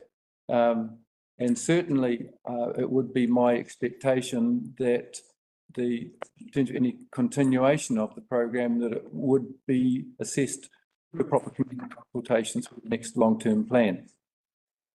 That's all I have to say about that. Thank you. Anyone else have spoken that would like to speak? Councillor Aaron Wilson-Collins. There you go. Thank you, through the chair. I support this motion because when I read through Ian Beattie's report to us on the effects of Cyclone Gabrielle, two things stood out for me. The first one was that the alligator weed that was problematic during high flow events, and it can block water flow through floodgate assemblies entirely. A small number of drains were carrying a higher than usual weed burden due to the extreme conditions experienced from October 22 onwards. The next point is the weather event, Cyclone Gabrielle, far exceeded the design performance of the Raupo drainage system. But the drainage system performed remarkably well. So there are two key points on that drainage scheme, which highlights infrastructure and maintenance is imperative to the optimal running of the drainage scheme. The other point I want to make is that I don't know if people are aware, but around the end of January, the moon was the closest to Earth that it had been for 992 years. The moon's influence on our tides will be especially strong, resulting in very powerful king tides in coastal areas around the end of January, beginning of February, which would have also compounded the effects on the Raupo drainage system.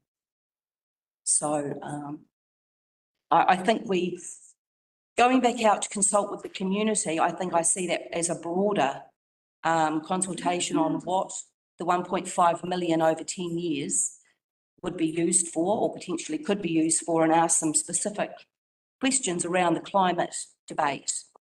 So that's why I support this motion. Thank you.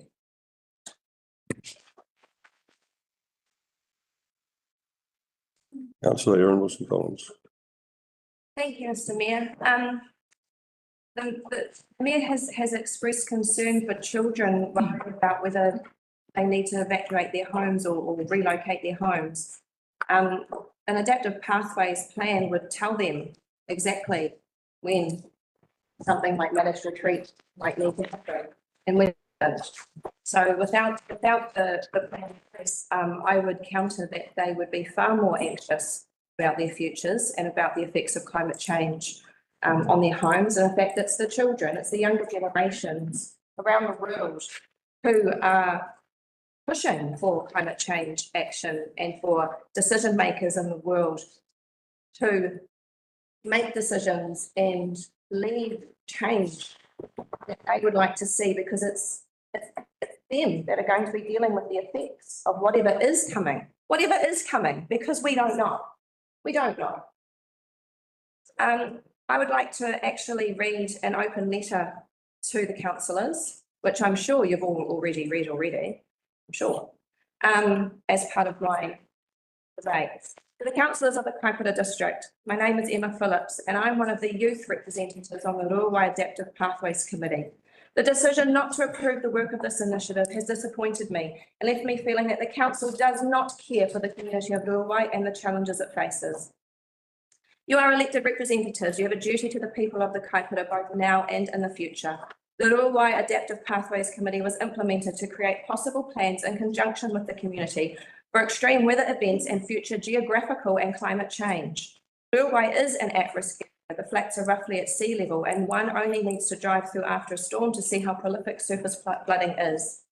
While Ruawai has always flooded, with continued climate change and the shift of tectonic plates, which will result in roughly a 1.2 metre drop in the next 100 years, this plan is essential. By cancelling the scheme, you take away the community's ability to decide how they face challenges of a changing climate. It doesn't matter whether you believe in the climate crisis. Empirical scientific evidence does not require your belief. Global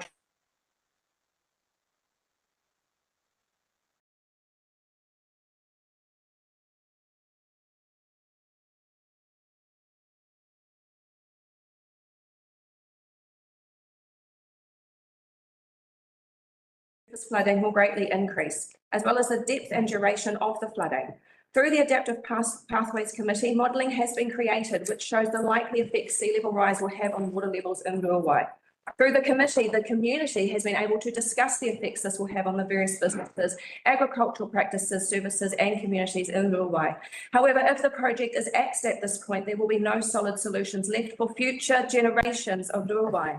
The legacy of the Ruawai Adaptive Pathways Scheme, if cancelled, will be to show those in the future that we knew what was happening and chose to ignore the warnings. Furthermore, the idea of cancelling a pilot halfway through is nonsensical. The point of a pilot program is to see whether an idea is effective and worthwhile. Cancelling the program at this point means no conclusion can actually be drawn on its effectiveness. So not only does Ruawai lose the opportunity to make decisions about its future, but also the idea of a pilot scheme becomes redundant. To decide it is not halfway through is illogical. Any high school student knows a conclusion cannot be drawn from an experiment until one has the results. Skepticism is good. Maybe the Adaptive Pathways Scheme is not the perfect way to involve community and climate-related decision-making. However, we only get a better model or scheme by seeing this one through to the end and then judging the outcome of it. To conclude, were the council to disband the Adaptive Pathways Committee at this point in time, they would be doing a disservice to the people of Ruawai, both now and in the future, as well as damaging their own ability to continue working with communities in the climate adaptation area. Ngā mihi, Emma Phillips.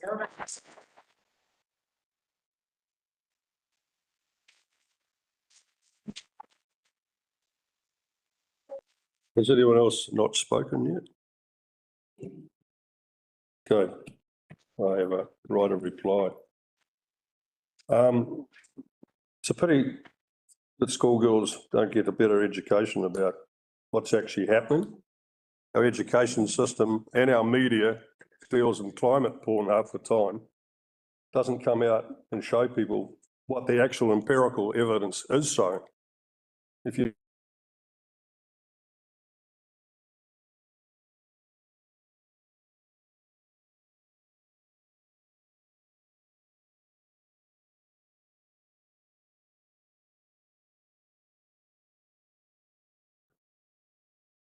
and they are showing quite clearly, since the Little Ice Age, that we have only 2.2 millimetres sea level rise per year. That's the empirical evidence. That's what the gauges are saying.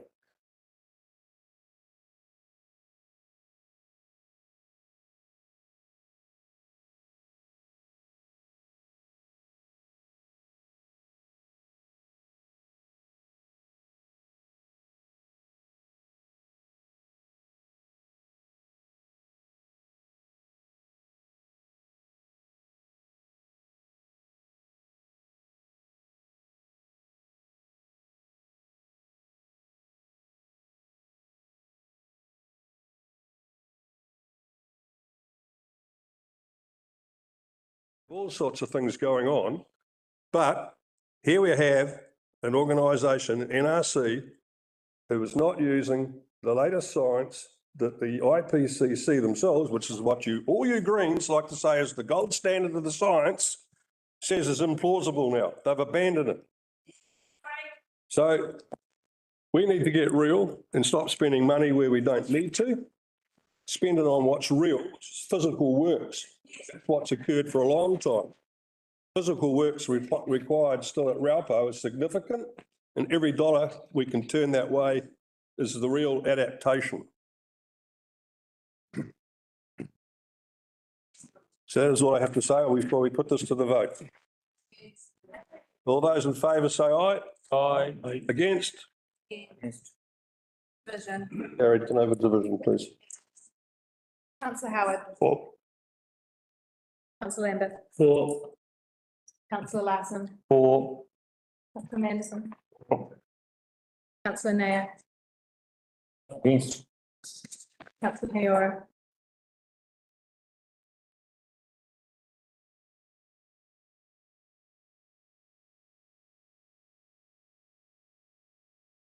It's carried. Motion carried. Okay, I'm going to adjourn the meeting for a 5-minute cup of tea and stretch your legs. Thank you.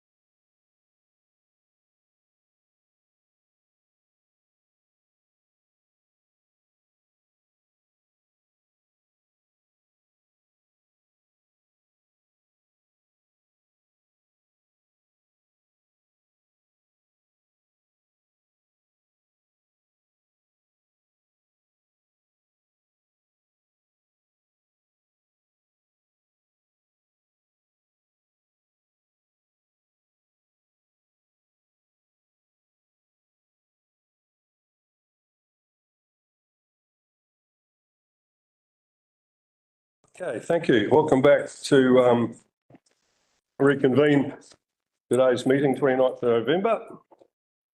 So on our agenda, 5.2 is the representation review.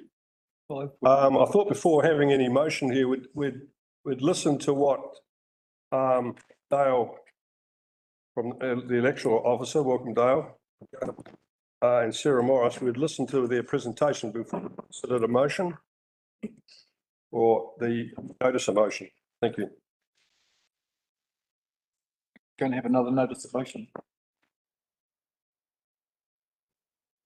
Got it, Tato. I've taken the paper as being read, so I'm not going to go through it in detail. I know that time's of the essence today, but I do refer to an earlier presentation on the 1st of November where I did present, and there were several issues that were raised to us to report back on.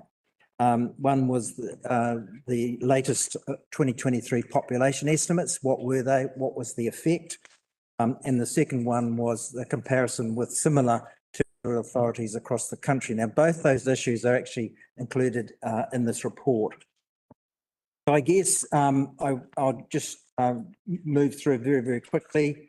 The essence is, should a representation arrangements review be undertaken in 2024? It's not legally required, but council has that discretion under legislation to undertake one in 2024. The next legally required 7 2028 triennial elections. So that's really just my very brief helicopter summary. Okay, has anyone got any questions of Dale? Councillor Vincent. Thank you, Mr. Mayor. Firstly, so given my own Otamatea ward is in glowing red, I was wondering if you could explain how that has come about. Is that because of an increased population in the Otamatea ward, or an increase in the general roll, or the is it increase or decrease? But generally, the population has stayed around the same between 2022 and 2023. Of 27,200 to 27,270, so it's only marginally gone up. What has changed, though, is the ratio between general electoral population and Māori electoral population, and that's largely been brought about by the general election and the ability for those on the Māori roll to move to the general roll and vice versa. That's what we've found, is that there's been a number, or been a nationwide trend, if you like, that more Māori have moved or migrated to the general role because they can. Of course, they can move back again prior to the local government elections as well. So that's really the reason for Otamatea. You've gone up marginally, 5220 to 5240, but others have gone up more. Yeah.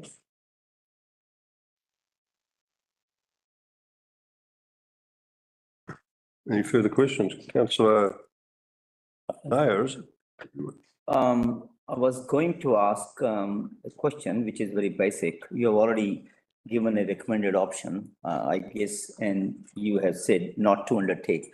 Now, I guess it's on the similar lines what we talked about last time. So what was it was just additional information to substantiate the same view? Well, council has asked me for further information, which I've reported on. Thank you. What I'm saying is that, you know, this is still a council decision. Still the same. Thank you. Councillor Williams. Thank you. Do we have a date yet when the census information may be released? It's being released.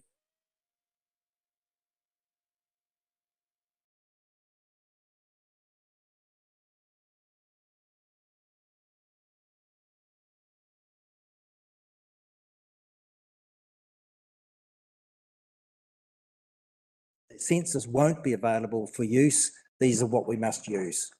So that's the advice I've been given, which I'm using. Thank you. Councillor Lambeth. I've got 3 separate little, if that's all right. The first one is, do you have any comments about amount of councillors we have to our constituents in proportion to other Northland councils? I notice we are very, very high in councillors compared to who we represent, compared to our fellow partners. That would be something that would come up in the review, am I correct? Yes, absolutely. You look at the total number as a starting point.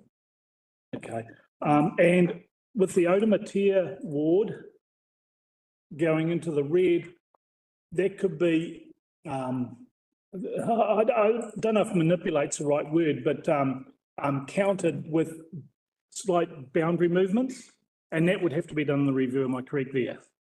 Yeah, probably the word is addressed, but Addressed.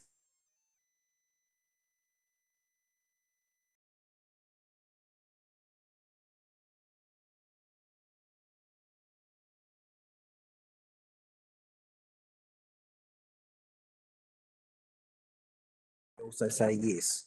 Yeah. And the elephant in the room is central government's going to go to or looking at going and addressing or having a referendum on looking at a 4-year term. That's something, am I correct, that would not be covered on the review? That would be a direction from central government to local government? Absolutely, yes. It's a legislative requirement, nothing to do with us. Thank you. Councillor Howard. Thank you, Mr Mayor. Thank you, Dale. Just a clarification and to Councillor Lambert's question on councillor numbers.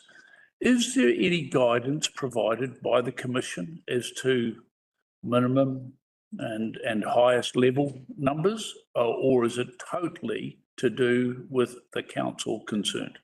There's legislative guidelines between 5 and 29. That's the legislative guidelines. The Local Government Commission do not do any guidelines because it's a very much a local decision. What best suits the local community? Is it 5, 10, 15 or whatever? So it's a very much a local decision. Okay, thank you.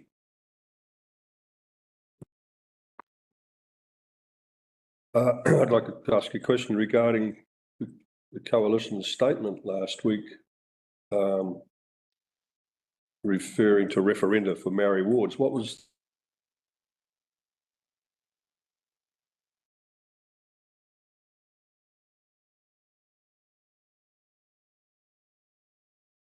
Be prudent to read it because in my view it's a little grey in its interpretation. Basically the statement said all 3 parties have agreed to restore the right to local referendum on the establishment or ongoing use of Māori wards, including requiring a referendum on any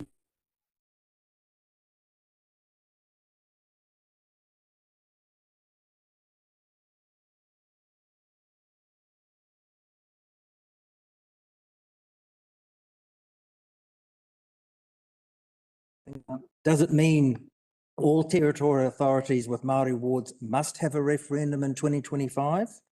Or does it mean by reintroducing the poll provisions, which they've talked about, on establishing Māori wards, a demand can then be submitted for a poll and a poll then be held in 2025. So it's unsure in my thinking, but it's out there, it's their policy, and I guess we just have to wait and see what more detail is released. Do you expect further clarification on that grey area, or? I'd like to see more clarification, certainly, and I'm sure the country will expect more clarification. But of course, Māori wards is quite a separate issue to a representation review. If we do have a poll, for example, in 2025 on Māori wards, and it's a yes or no, if it's a no to disestablish them, then we have to do another representation review anyway in 2027. Yep. Okay, any further questions?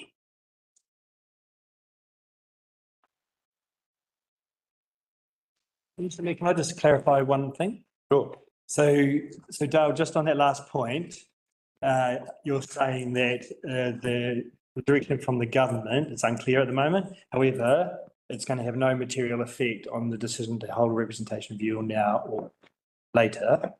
That stays in place, yeah. And if the government does provide direction later, and we have a poll or whatever, then that triggers, after the Māori ward decision, that will trigger a representation review anyway.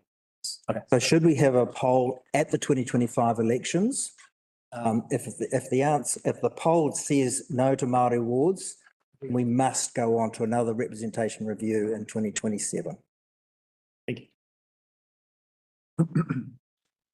Okay, any further questions of Dale? I've already asked my question. Am I allowed? I'll give you another one.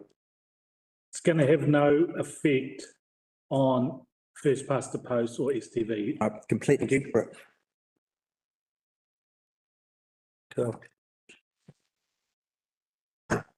So, I think we will go to our motion. Would someone like to move that? Have you not got a motion to move, your worship? Please not to undertake a representation review in 24-25 local government elections. I can second.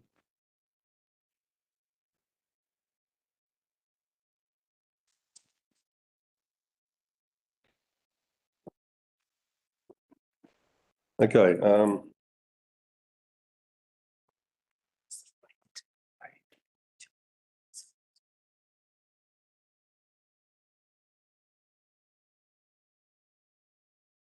who seconded that? That's a mayor. No.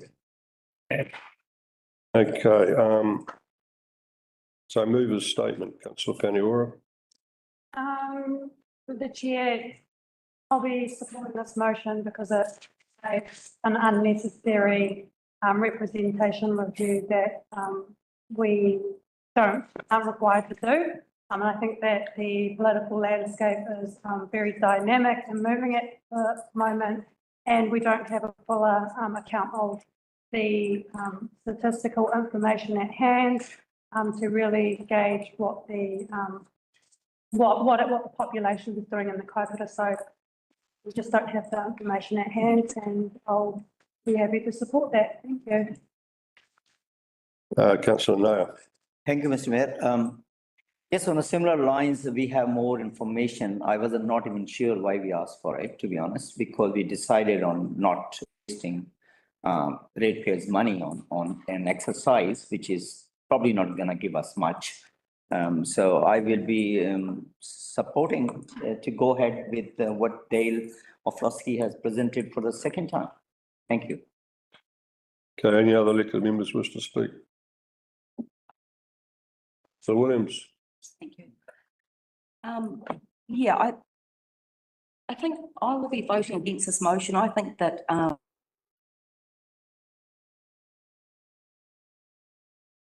about the number of councillors per population, all of those things.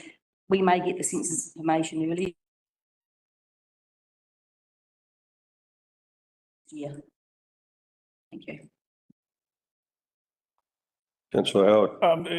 I guess it's more of a question than a statement, but didn't we just hear from Dale that in fact census information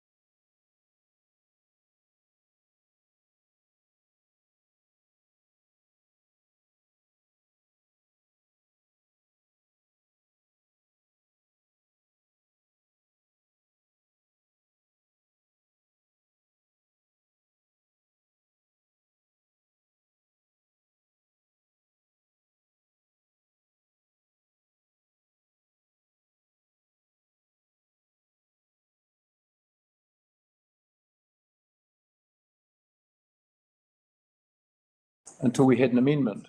And I just was wondering if we could, it's just in relation to the timeline, it mentions that item number 3 on page 4 of the report, that by 11th of December 2023, that is the last date for council to resolve to hold a poll on the electoral system. And if we defer this decision today until February, does that mean, what does that mean? What are the implications for us? The 11th of December deals with the last day for a resolution to hold a poll on the electoral system, quite separate. So when you do a representation arrangements review, the first 2 things that we must look at is determining your electoral system, yes or no to Maori wards if you don't have them, and then you move, once those 2 decisions, you move into your representation arrangements review. So they are quite separate issues. But so we could still be making a decision, just for clarification, could still be making a decision about the electoral system. In other words, first past the post as opposed to STV. Is that the system we're talking about? You've already made that decision. It's already been publicly advertised. It's first past the post. Yeah. It's just that in that public notice, there's an ability for the public to demand a poll, and that finishes on the 11th. Also, council can then resolve itself, hold a poll, and that decision. Okay, so that this deferral, that could still, someone could still pull the trigger on that. They haven't, well, a demand for a poll could still be received and validated by the 11th of December, and yes. Quite separate from deferring the representation. Absolutely. Okay, that was the uncertainty that I had. Have you got a question, Councillor Larsen? A procedural question for the Chief Executive, if that's okay. Sure. I moved an amendment. I then was asked to speak to the amendment. Where are we at now? We're back into question time, or? Well, look, I know I ran it pretty loosely, but it was a question that Councillor Vincent wanted answered, so I allowed it.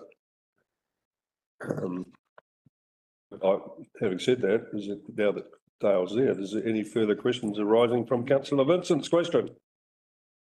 Or the amendment. Okay. All right. Well, maybe Councillor Larsen would like to speak to it again. No, I don't need to speak to it again. I already have. Yep. Okay. Thank you for your forbearance. Let's move on. Thank you, Dale. So any other elected members who are wishing to speak? Excuse me, Your Worship. Does the seconder speak to the motion after the mover has spoken to the motion? That's myself. Okay, certainly. Look, I'm cognizant of what Councillor Larsen has said about what's the rush. I know in February I would probably at this point be saying, well, let's avoid having a representation review because I'm mindful of what CE Marris has said. But if there's no hurry and government's in a state of flux, we could have all sorts of things coming at us that we never even anticipated today. Let's give it that time. Don't lose anything. Any other elected members wish to speak? Councillor Lambert. Yes, I'm grateful that Councillor Larsen has put in this amendment. I've made it no secret that I don't believe that we have the right system here, and I'd like a review. I think we've got far too many councillors for our representation. The other point is, or the other points are that we are one of the fastest growing districts and our demographics are changing all the time. We need to treat our democratic system and not bring in any hint of how much it costs. System. And because of that, I'd like to see, I'll be voting for the amendment. The original motion left a lot of problems as far as numbers and other facts that we could make a decision on. But by having the amendment in another few months down the track, 3 or 4 months down the track, I think we'll have a closer view of that. And it's something that I believe that we can all make a decision on quickly once it comes up for in that February date. Thank you. Councillor Nair. Thank you, Mr. Mayor. I'm very confused. in terms of what has happened. So CE told us that we need to act fast, and I am always agreeable to situation where we can make a decision and not postpone it.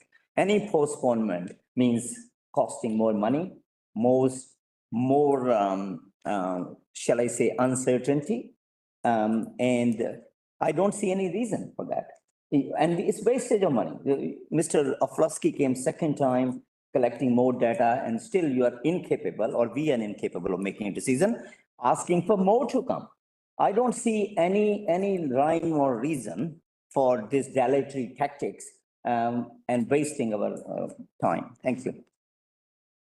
So Peniora.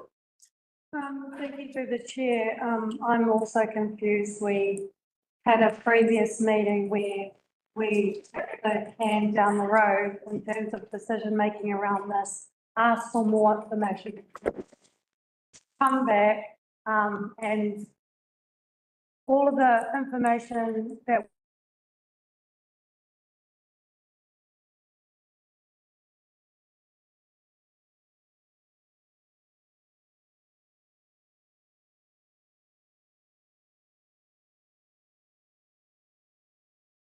quality wards, and if that's the reason why these councillors are wanting to, you know, hope that something comes out of the policy that's potentially going to be able to just establish the multi-ward in the next election, by the next election, that's not going to be the case.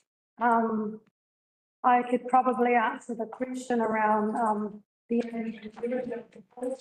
but for here in the Kaipara, where the ward was established without a referendum, we will have a referendum and a vote impacts on whether our ratepayers want to keep the multi-ward or not. So that will happen as a matter of course.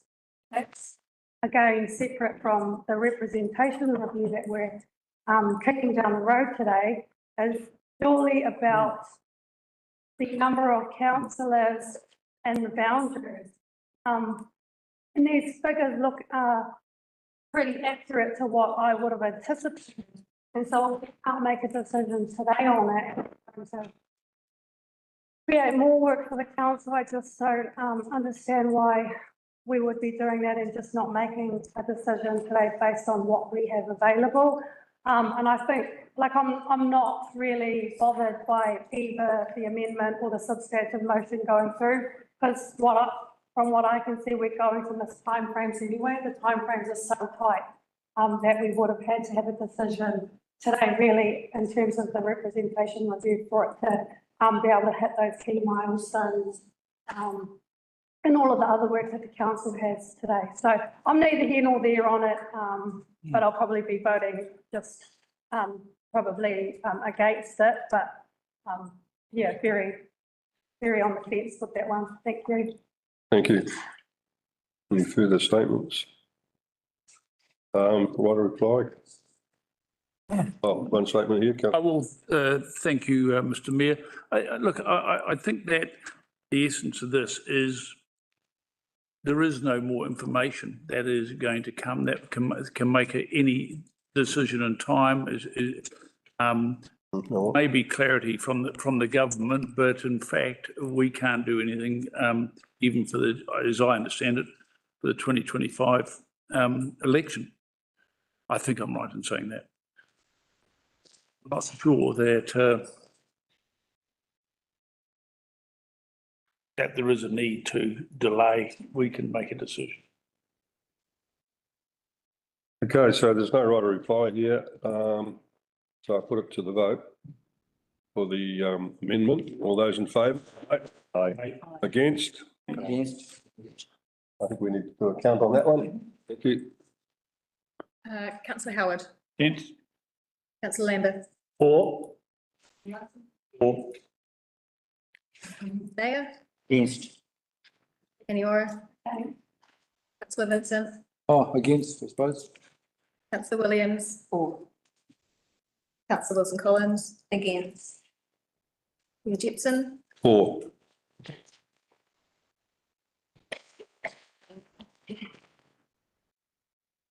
1, 2, 3, 4, 5. So the motion has been, sorry, the amendment has been defeated. So, we go back to the, substantive motion. Was that, moved and seconded? The substantive, yes. Well, that's right. Just trying to get my head around what happened. Yep. So Through you, Mr Mayor, we're reverting back to the substantive motion. Councillor Paniora seconded no. Yep. And Councillor Paniora has spoken on. No, he spoke.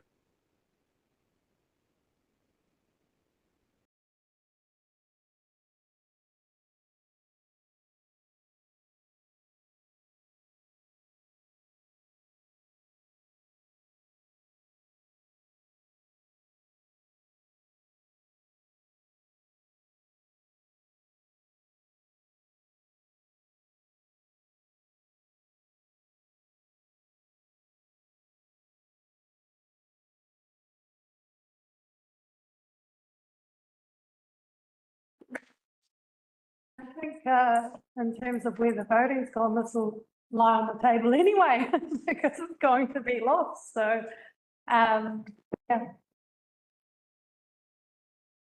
Right. So we will put it to the vote. I can speak a little bit too. No, you've had your opportunity. So, Next speaking. all those in favour of the substantive motion, say aye. Aye. Against? Against? Aye. Another count up there? Councillor Howard, Aye. councillor Lambert, Against. councillor Larsen, Against. councillor Nair, For. Wairoa, councillor Vincent, For. councillor Williams, Against. councillor Wilson Collins.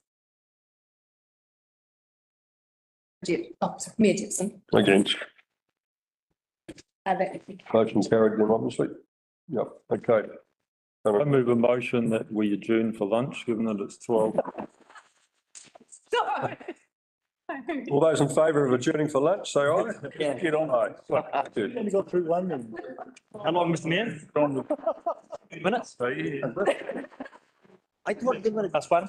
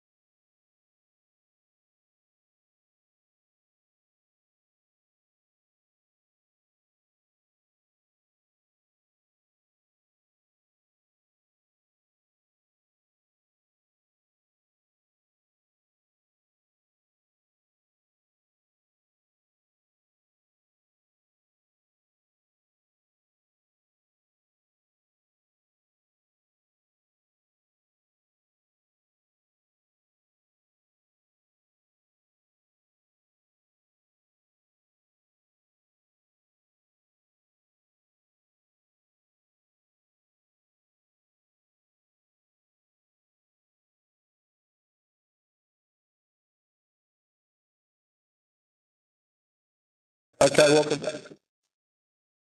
I don't know if that's right. 9th of November. Our next item on the agenda is 5.3, and I'd like to move that, please, that makes the issues with Kaipara Lakes Gold Clam and vegetation loss report from Northland Regional Council, attachment A, and then C, increase the status quo, which is to continue to support regional monitoring and education efforts through Biosecurity New Zealand National Response and National Regional Council's Clean Tech Dry Summer Advocacy Program. Okay, you ready, Lyndon? Can I have a second of that? Yep. That's an out. Yep. Okay, reporting staff. Thank you, Hūhana. Very much. I'll take my report as read. I also have representatives from NRC here, Ruben Wiley, who's the NRC group manager, and Nikki Fitzgibbon as well. They'll provide us with some additional information as Northern Regional Council met yesterday and discussed this same item. And they will also provide further information around Biosecurity New Zealand's latest rules around the Waikato River. And before I hand over to them, this recommendation comes from the Taharoa Domain Governance Committee. They met on the 14th of November to review and discuss this item. Therefore, this item also has the support of Te Roro Iwi and Te Kuehi Hapu. But a reminder that under this bylaw, which allows motorised boats and jet skis on Lake Taharoa, Kaipara District Council does not have the ability to temporarily close. So any closure would need to be managed by a physical barrier and a strong educational communication campaign, which we would do jointly with NRC. So I'll hand over to Ruben to give us a bit of an update and let us know how we can work together to deliver that. Kia ora Hayley, kia ora koutou. Ruben Wiley Tukuwenga. I'm the Group Manager for Environmental Services at Northern Regional Council. So I just want to give a really brief overview of where we're at within the Regional Council and also some things that have been put forward by MPI.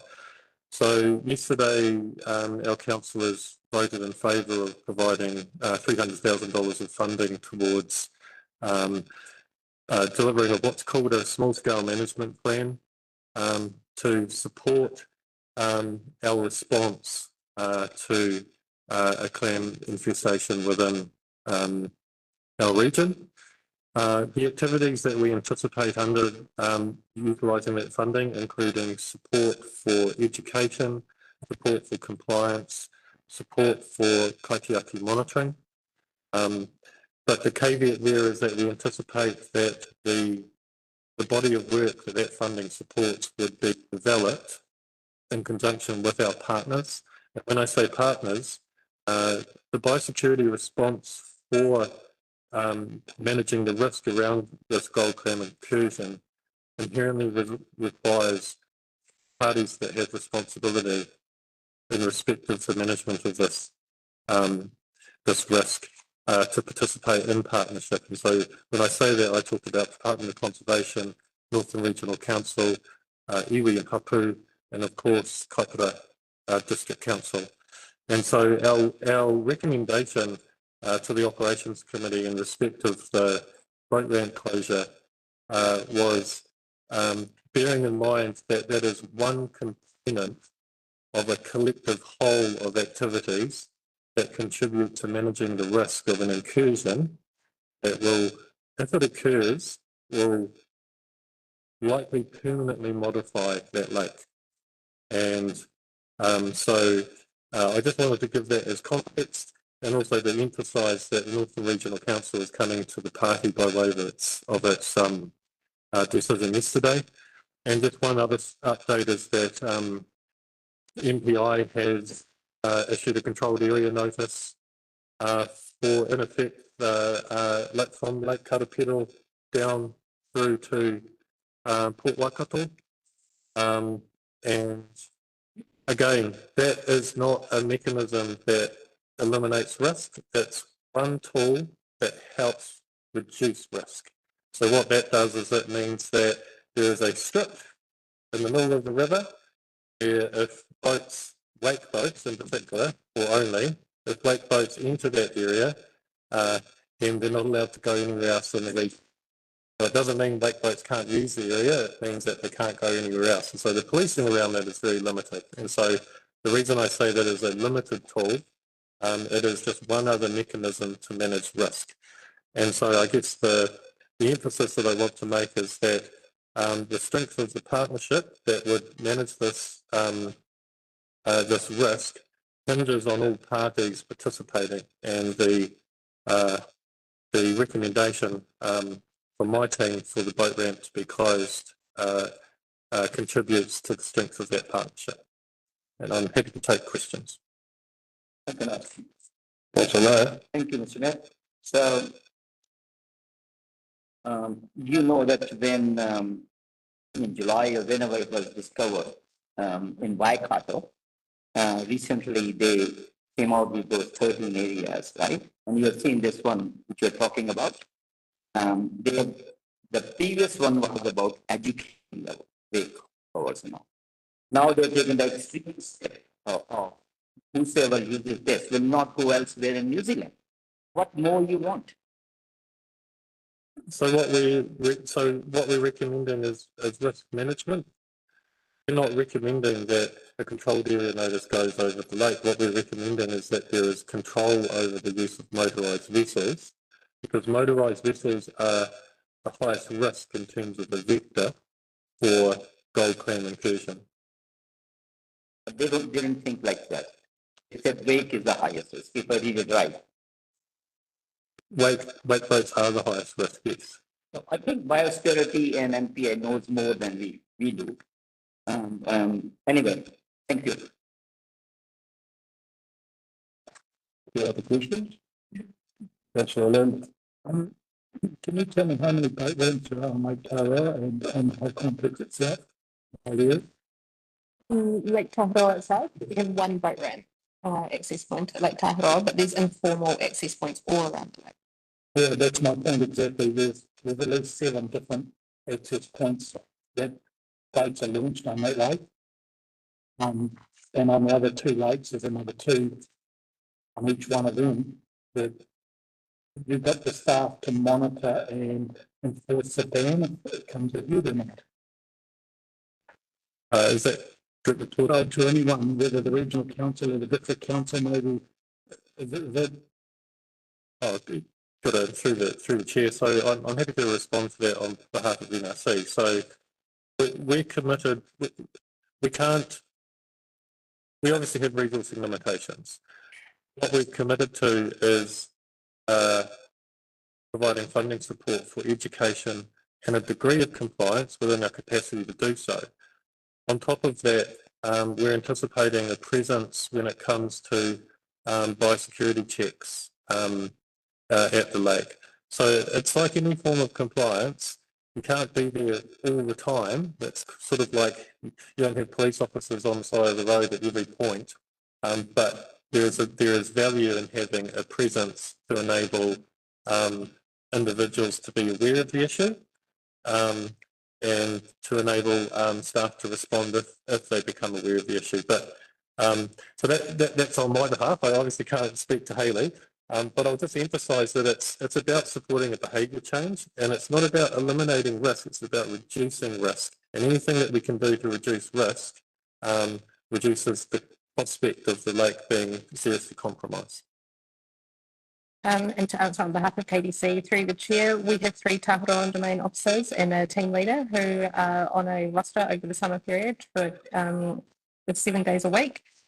So we can provide support to monitor around the boat ramp. We don't currently have an FTE that we would fully commit to that unless this council made that decision.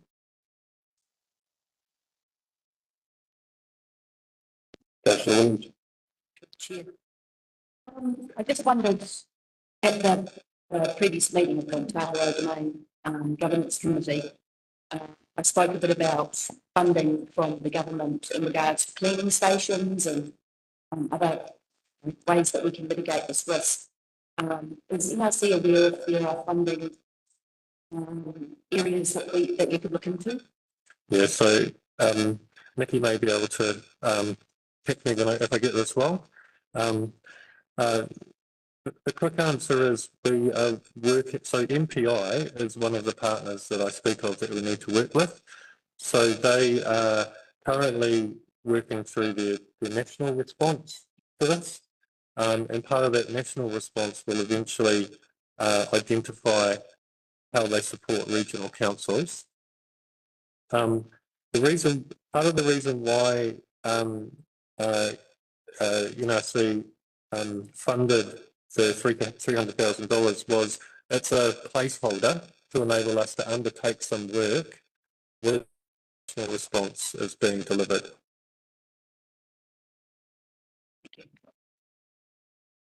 The other reasons like that question. Councillor Russo. Thank you, Mr. Mayor. Looking at the recommendation that we were presented with for consideration, which is not the same as the motion, because there are two options there. And I just want your take on the relative risk of the two options, bearing in mind that risk combination of and consequences, which likely have the greatest probability of success in preventing the confusion. I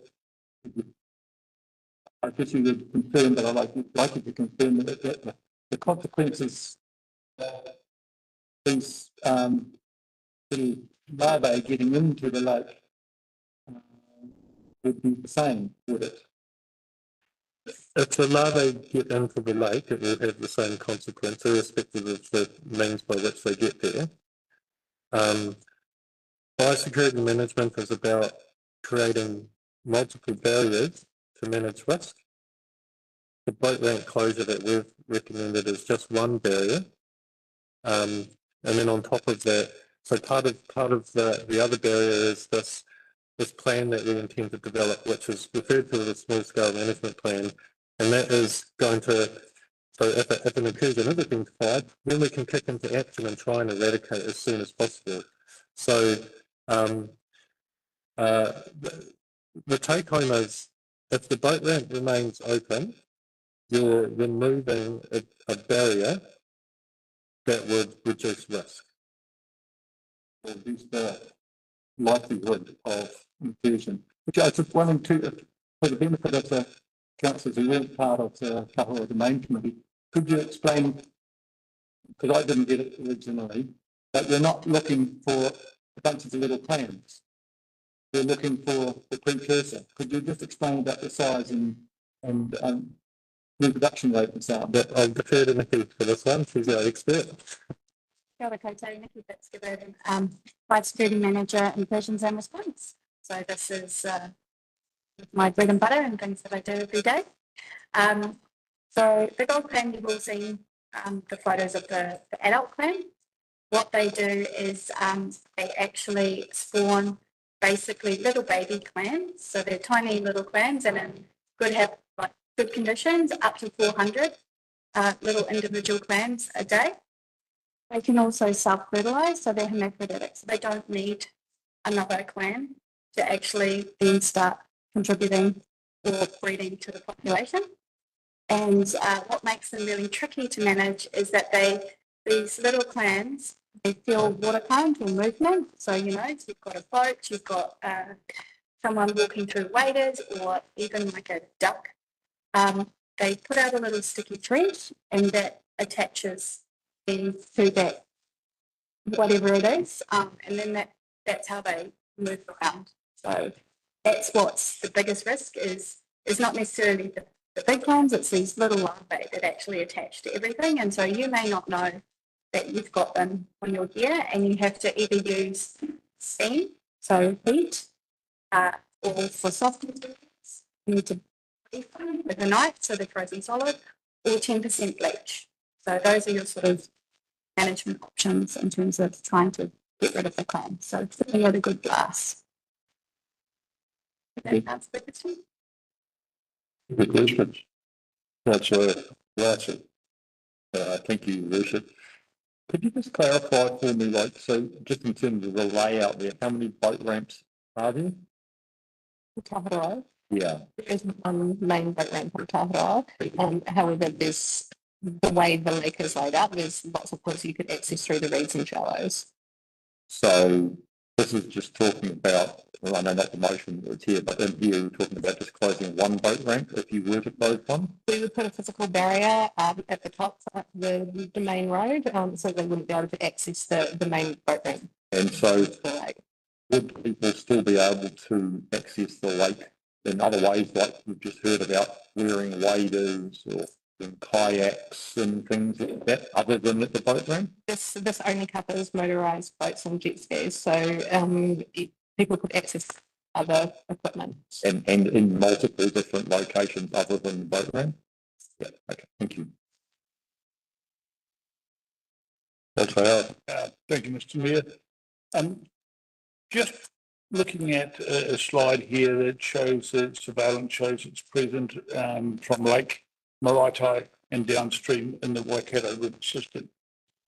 Can I understand, please, what, and I note that none have been found in tributaries. So over what period of time has it been since, with this, if you call the word proliferation in the Waikato River, over what period of time has that been? Good, Councillor. I'll defer to Nikki once again. Through the chair, they are estimating, given the number of plans and the life stages, that 2, but up to potentially 4 years. It's one of the really challenging things is that even on a busy strip, people don't necessarily know what they're looking at. It's been there for some time. And just a supplementary, may I understand also that whilst what we're endeavouring to do is close the ramp to boats, big boats and jet skis, I think is the way it's been said. As I understand it, this can be carried on feet, on boots, etc. So, but we're not proposing closing off use of the. So, if that's the case. Is this not, it's certainly not a foolproof strategy. It is on one aspect, and as I read somewhere, we haven't had any incidents of boats from the Waikato. So, yeah, kia ora. Good insights, yes. One option is obviously one option is to suggest that all use of the lake cease, but it's about finding that right balance, and obviously that wouldn't be an appropriately balanced approach. What we've determined is that the principal risk in terms of the vector is these wake boats. Other people and kayaks can also be a vector, but it's actually easier if the management around that is more around education. It's the check, clean, dry your gear, and it's that education is our risk mitigation against that. That's another, if you will, another barrier is the education to prevent the survival of larvae on people's gear. The point around the location of the wake boats. So that's based on one survey that was held over a very limited period of time. What I would suggest, wake boat use is high in the Waikato.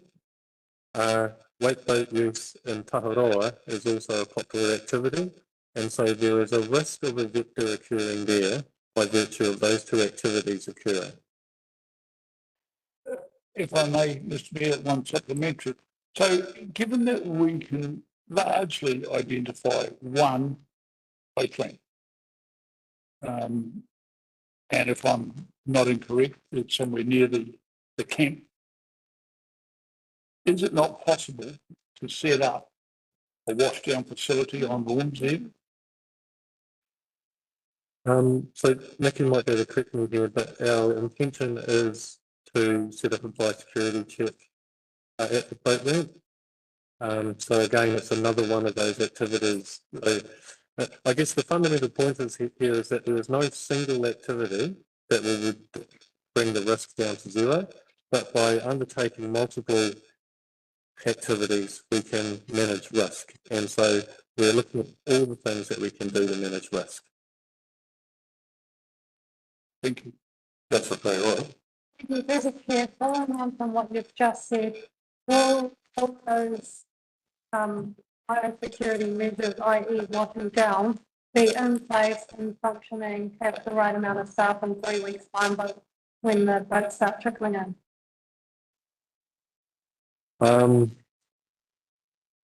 Probably not. Yeah, so I can't answer that. Stopping boats whilst the process to get the funding to implement biosecurity measures is there. This is the best course of action at reducing the risk of the spread until those mechanisms can be put in place. I would agree with that.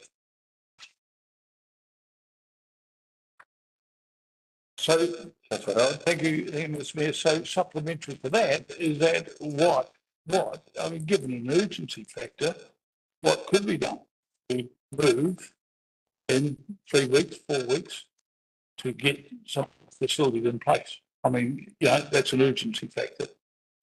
Yeah, it's, unfortunately, I can't answer that question today, but what I can say is that we've got funding allocated for a response. And I can tell you that at an operational level, there is a substantial sense of urgency to manage this risk, because we recognise that if we don't do everything we can and there is an incursion, then the lake has a risk of being modified forever.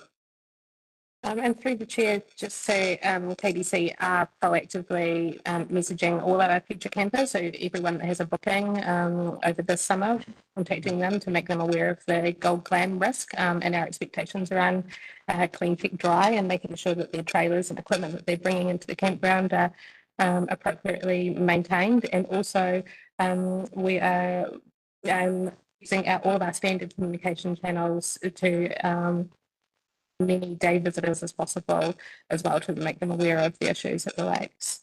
Thanks. And sorry, Mr. Mayor, if I may, one more supplementary. So I take on board what you said about the urgency factor. So can I understand how long NRC have been working on this? Yes, since May 2023, when first we start pulling together sharing of information and to try and understand. 6 months. Thank you.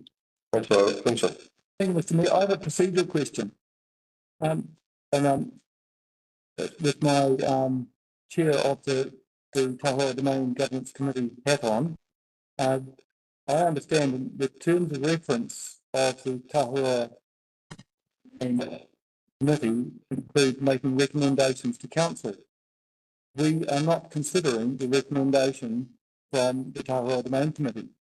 We are considering an alternative recommendation from staff, and I would like to know when it is that we will get to debate the recommendation from the Taharoa Domain Governance Committee.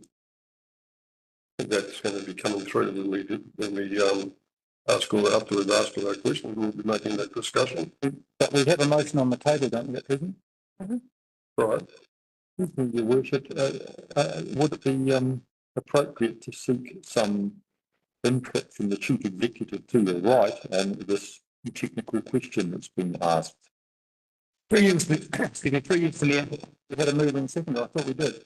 Yeah, we did. There's a motion on the table. It's been moved and seconded. It is A and C from the report. Yep. What's on the table at the moment, that's what's in front of you. The report is clear that the Taharoa Domain Governance Committee has made a recommendation, and that's option 1 in the report. And it talks to that. So it's very clear what the committee has recommended through the council. So that is included in the report. Sorry. The motion that was already discussed, the recommendation for the Taharoa Governance Committee. So part of this was the temporary restriction of crafts and what we've the motion that covered for today. So that was already part of that, and what was the education. Look, as a chair, we've got those options up there. I've moved them. If that's defeated, fair enough. We will be discussing all the issues of the recommendation of the committee. So that if that motion is defeated, we will still, if it passes or fails, we'll get to discuss the recommendation of the Taharoa Domain Governance Committee? That's what the report regards. Yeah. Mr. Mayor, the report talks to the recommendation of the Taharoa Domain Governance Committee. It does, under option 1. It does do that. And the recommendations that were in the report were 2 options. Yeah, that's A, that's caused some confusion, and B or C. Yep. And that's appropriate, that's fine. Actually, and what has been moved is A and C. I would like to see the motion, the recommendation that the Main Governance Committee made presented as the motion for consideration, and then if that fails, then consider an alternative, not the other way around. Because I mean, I think the functions of the committee are emasculated enough to even deny the actual resolution that was passed by that committee. Seems, I guess, maybe that's just a new way of doing things that I still have to get used to. Yeah, when I ask you to speak, can I include that? Sure, to you, Mr. Mayor. So what you're talking about here is our job as staff, from a staffing perspective, put our best advice in front of you. Yeah. I know what you're saying. I'm hearing the Councillor Vincent, and our best advice was to put 2 options in front of the council, and the report talks to what was discussed at the Taharoa Domain Governance Committee, and has put that in as one of the options. So it's very clear for elected members what was discussed at that committee and what was recommended at that committee. From a staffing perspective, we've decided to put this in front of you in this format, and it could have been moved and seconded a different approach, but at this stage it has not been. Yeah, I'm struggling with the fact that we've got choice between 2 undesirable options. I'm almost equally unhappy with both, but I just think in terms of process, I don't think I'll find the answer. Sorry, I mean, just so we can move on, is it not that all of the matters in the report and all the matters that have happened outside of the report can all be discussed as part of the debate around the motion? That's what I anticipated. I guess that, if I could just explain, it seemed to me the questions were more directed to the option which isn't being considered than the option which is being considered. Well, that's the process we're going through, and it's still open to debate. So, no, I think we'll move on. Can I suggest just adding No, we're going to move on. So if there's any more questions, and then we'll have debate. Councillor Williams. So one of the differences with the option 1 and option 2, I've just read on here, is option 2. This provides education first response to national surveillance programs supported by regional councils, which will likely include eDNA testing at lakes identified as high risk. Is that something that NRC could possibly implement with either of those options, that we have a test within the lake as a base line moving forward? Or? That's a good question, Councillor. So part of the breakdown of work that we've identified as part of the recent funding that's been approved includes eDNA testing. The answer is yes. Councillor Erin Wilson-Collins. Thank you. Thanks so much for your report. I just have one question I'm seeking clarification on, and that's this lovely little plan, which apparently can off the place now. Oh yeah, because it can fold up water treatment plants and the like. What about piping? Water pipes and things. So what would the effect be if this claim reached Lake Taharoa? What effect would that have to the pipes that are servicing water take requirement notices to neighbouring properties? Yeah, through the chair. Yes, so these claims can they've been found in irrigation intakes, water intakes, and of course significant impacts overseas in irrigation dams and things where they've is the lake that has water tanks. So your stormwater networks, your irrigation networks, all of them happily live there too. Right, so those current water take consent, whose responsibility will it lie with if they can no longer access the water from the lake because of infiltration of plants? It's a tricky question. I would suggest the means by which water users abstract water is up to them, provided it meets the relevant requirements of the RMA. So it's the water user's responsibility. Councillor Lambert. Eradication of the once established. You've got an area down in the Waikato where that's established. Is there an effective eradication system? Or are we looking at that containment? And this is the permanent of closing all waterways and movement of ducks in any waterway in New Zealand forever and ever. Oh, it's a really good question, Councillor. And I'll defer to Nicky to add some detail to this. The quick response is they've never been eradicated once established. In saying that, part of the plan that we're putting together is about early detection and rapid response. And I'll draw attention to the response that we're doing with Collated. Same thing.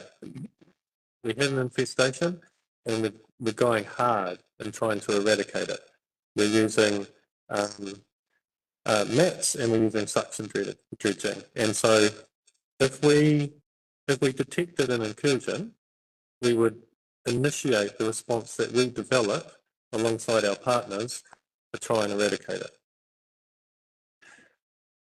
No guarantee though, because as I said, it's not been eradicated in any location where it's established. Thank you, Mr. Mayor. We're talking specifically about the Kaipara Lakes here. I guess it raises the question that there are several other recreational lakes in our district. Are they not accorded the same level of concern? Yeah. Great question, Councillor. So Kaipara Lake, Lake Taharoa in particular is particularly exposed to risk by virtue of motorised vessel use. And saying that our other freshwater lakes where recreation is a common activity are also at risk, and they will also be subject to similar levels of awareness campaigns and education. Nicky may be able to supplement my response in terms of the level of motorised vessel use across our lakes, but from my understanding, Lake Taharoa enjoys the highest frequency of motorised vessel use, and because they are our number one vector in terms of transmission pathway, rationale is that we should try and manage that vector. Councillor Larsen. Thank you, Your Worship. Yeah. Just in relation to other lakes, I realise that it's in the Auckland Council area, but right on our boundary, the Tomarata lakes, are they being closed to boats? Because they're a very user of boats, obviously, as well. Great question. I'm not aware of the response of the other regional councils, but in saying that part of that national response is about achieving coordination. As you can appreciate, we've got it's a complicated issue with lots of regional councils and territorial local authorities and stakeholders, and so to develop that national response does take time. And so as I'll just emphasise that our recommendation is an initial response, a placeholder until we have that national response and can get some better coordination across our regions. Thank you. I just wanted to clarify one thing you said, that waterfowl can carry it too, is that correct? Yeah, through the chair, it is possible, it is a potential, but it is much less likely than your things like wake boats. And the reason the wake boats are the biggest risk pathway is that, so like for your soft materials, so your waders and that, there is an inability to actually disinfect or clean them.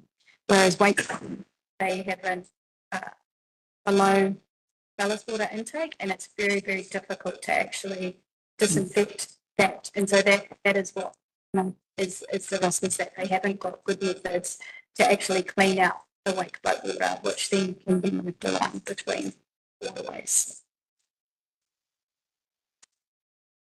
Okay, any further question?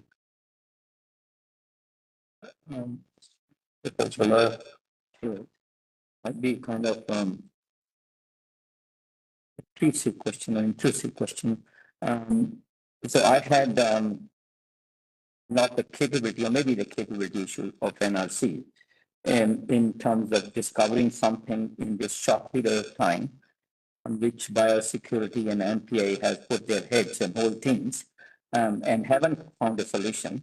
And you're claiming that you'll eradicate it, regardless of the fact it has not been ever eradicated.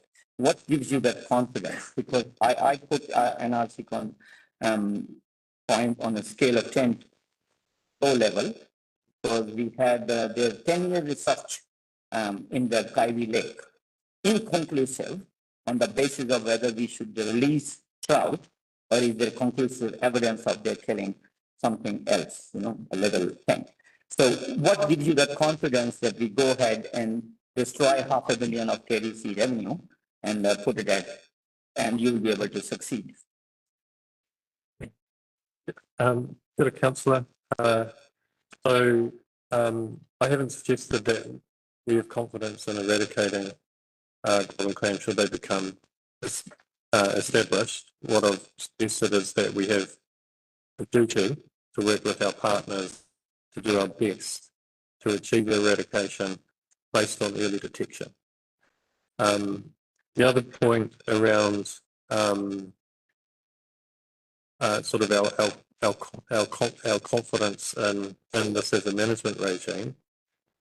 Again, it's about establishing balance. So we're not suggesting the lake is closed off.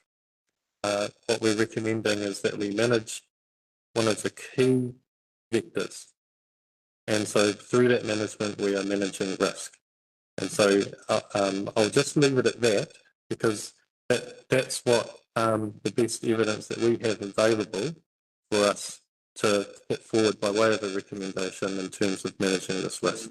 Just a supplementary to that, a short one.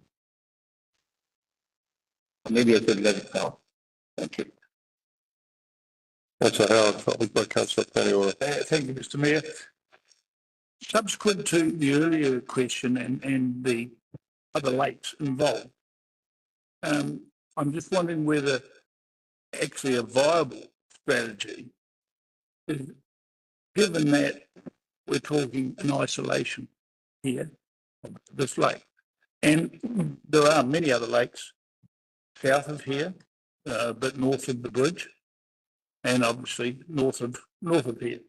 So I heard you say earlier on about working with all partners. Now, if this is really going to work, I don't believe it'll work with one lake in isolation. Right? There's too many gaps open. So are we better to be working with a bigger realm of partners on an overall strategy rather than take an isolated approach? Now, I mean, it affects us and our district, understand that. But we close off one lake and everything else is open, what's going to happen? To the councillor, my immediate response is yes, we are better off working as on our overall regional strategy. I guess the challenge is, do we not do anything in the meantime, or do we use the tools that we have available to manage the risk that this presents now, whilst we work on that combined strategy? Because it is, a combined strategy will take time. We have lakes across the region, we've got lakes that are bordering our region, we've got partners that we need to establish, and we all need to agree on a response. And if you think about the challenge that we're having about restricting the use of a single boat ramp, you can sort of amplify that across the region and imagine what that looks like in terms of a regional management response. True, but I am hearing loud and clear about, you know, you've had 6 months to work out and develop a strategy, and education and comms are the key elements of that, right? And thus far, or in not peak time, has apparently worked. I think my response to that, councillor, is that it's NRC has a responsibility there, but so too does the Department of Conservation, it's KDC, and so too do our iwi hapu partners.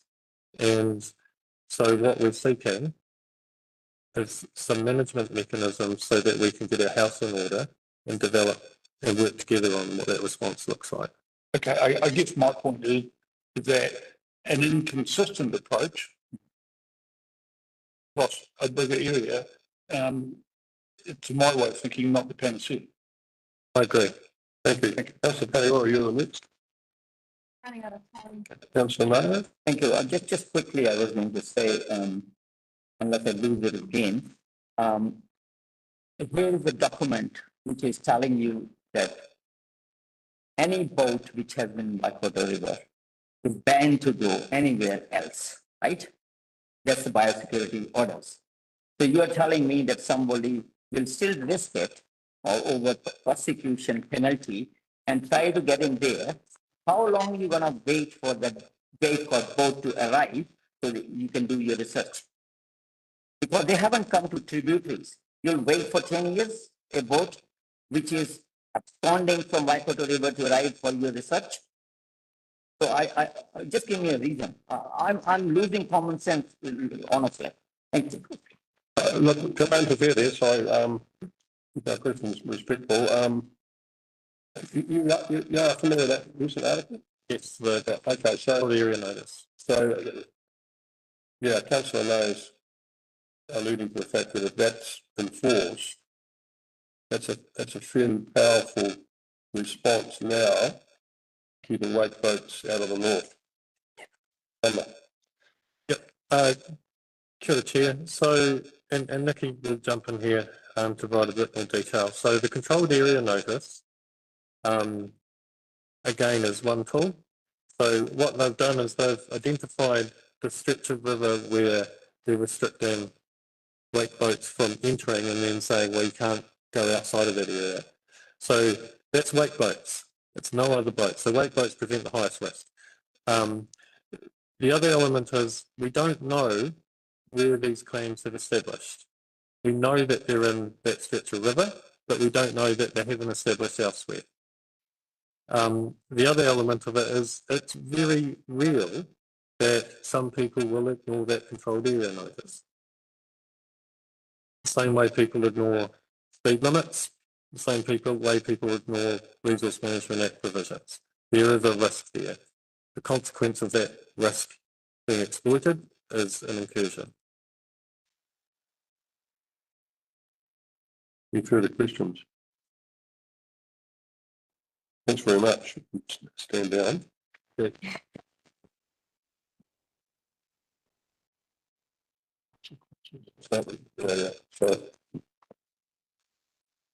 So yeah, I move the motion that's it is up there. My way of looking at it, I think there's two or three big factors here. First one is an education one. I think no matter what anybody does, the education side of it's important, particularly when you can bring this golden clam in your canoes or your flippers or your wet tubs or whatever. You know, it's okay. We can accept that wake boats identified as a major risk. But it kind of perplexes me that we haven't had a plan, particularly an educational plan or a response at the lake already, to informing people of that risk. And I think the education is the key. I think there's risk with a number of issues in this country that They may not be out of our control. I mean, you might find that waterfowl spread this thing right through the country quite quickly, who knows? But wherever we get to at whatever point, we have to have a risk system in place, particularly to educate people. So I think that's the key. I think it's incumbent on the Northland Regional Council to come up with a plan real quick that helps educate people that are coming to use the lakes, no matter where the lakes are. I mean, I drive past, not in our area, but I drive past the Colorado lakes, and there's boats water skiing and playing around in there every day, you know, and or every hot day. They've got a ski lane there. It's used all the time. So, you know, there's plenty of skipping stones all the way up to here in other lakes. So my attitude is, I think we should chase down the education process real quickly. Thank you. Councillor Mayor. Mr. Mayor. Yeah, I'm also on the same page as Mr. Mayor has pointed out. Education has worked for the unions rather than having bylaws to control them. And we should not be looking at anything happening elsewhere in the world as a potential threat to maybe us. It's just like you shouldn't be setting up biosecurity at every province rather than just at the airport. Yeah, I think it's just much ado about nothing. So I'm happy with supporting the motion. Yeah, thank you. Any other elected members wish to speak? Yeah. Councillor Kaipara. So the Hūhana and Government Committee has debated and received the information obtained through a recommendation based on a democratic process. And that includes the two mana whenua representatives of equity in Wairoa. So I'm deeply concerned around the procedural nature of this motion, that it completely disregards the recommendation from the committee. I don't think any other recommendation not only not be agreed upon, but not even noted. So to even give it any credence and to put in there does not affect the recommendation of the Taharoa Domain Committee is quite upsetting. In terms of the notice, in terms of the motion up here, it actually includes things that were discussed during the debate of the recommendation from the committee. So we talked about and agreed and support to the educational elements that are encapsulated in B. And of course we noted the whole reason for the recommendation was noted in the gold plan.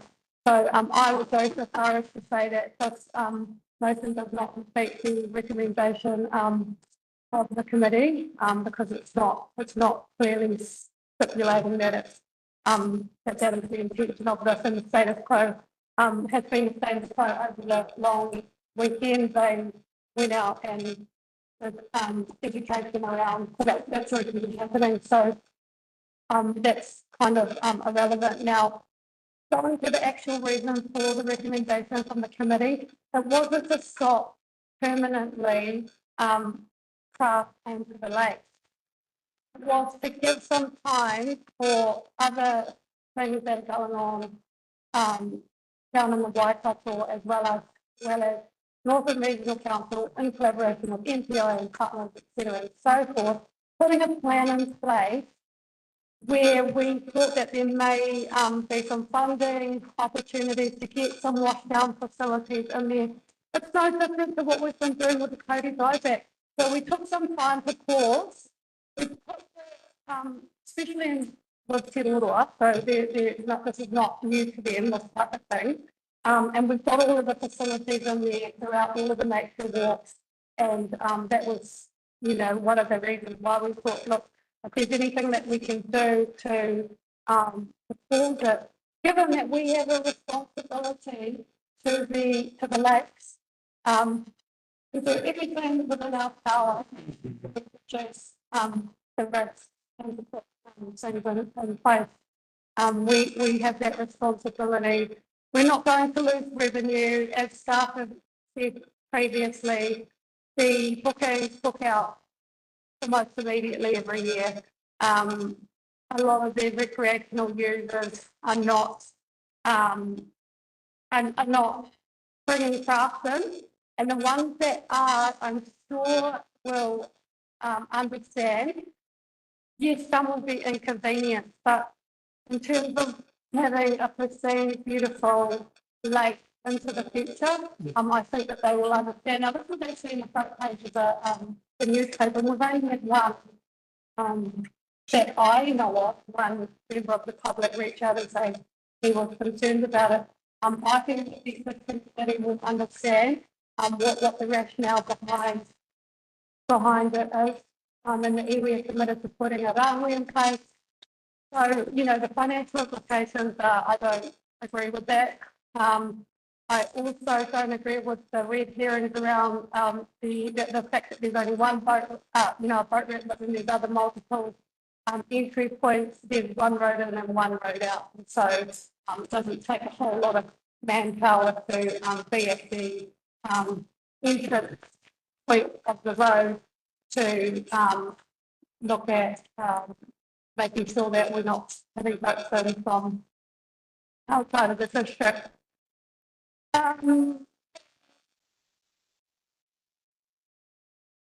That, for those reasons, I'll be abstaining from the decision, because I do agree with the motion, but I don't agree with the fact that the report being the recommendation hasn't been covered off.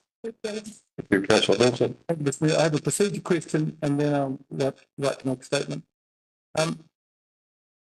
So I have clarification that someone has spoken to the motion that they are obviated from either moving or seconding an amendment. Previous Mayor, is the question, if you've spoken to the motion, can you move this? Can you move or second an amendment? Is that what you've spoken to the motion? You cannot. Okay. So I would like to move an amendment to the motion. Might be to test the mood of the meeting.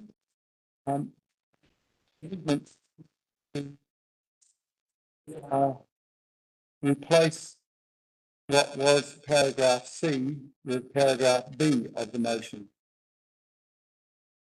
so that the paragraph B approves the temporary closure of Lake Taharoa boat ramp under the Taharoa Domain bylaw. Basically, it's the rest of the word scan there to put the Taharoa Domain Governance Committee's recommendation on the table for you to consider. That is my main concern. I'm speaking to that amendment. I perhaps should see it. It's going to be a second at first. Chair, I'm just having trouble with it because it's going to stop sharing. Can you just give me a moment to... Through you, Mr. Mayor, basically, if you look at your agenda, I believe what Councillor Vincent is moving is A and B, and not what's currently on the table, which is A and C. Correct. Okay.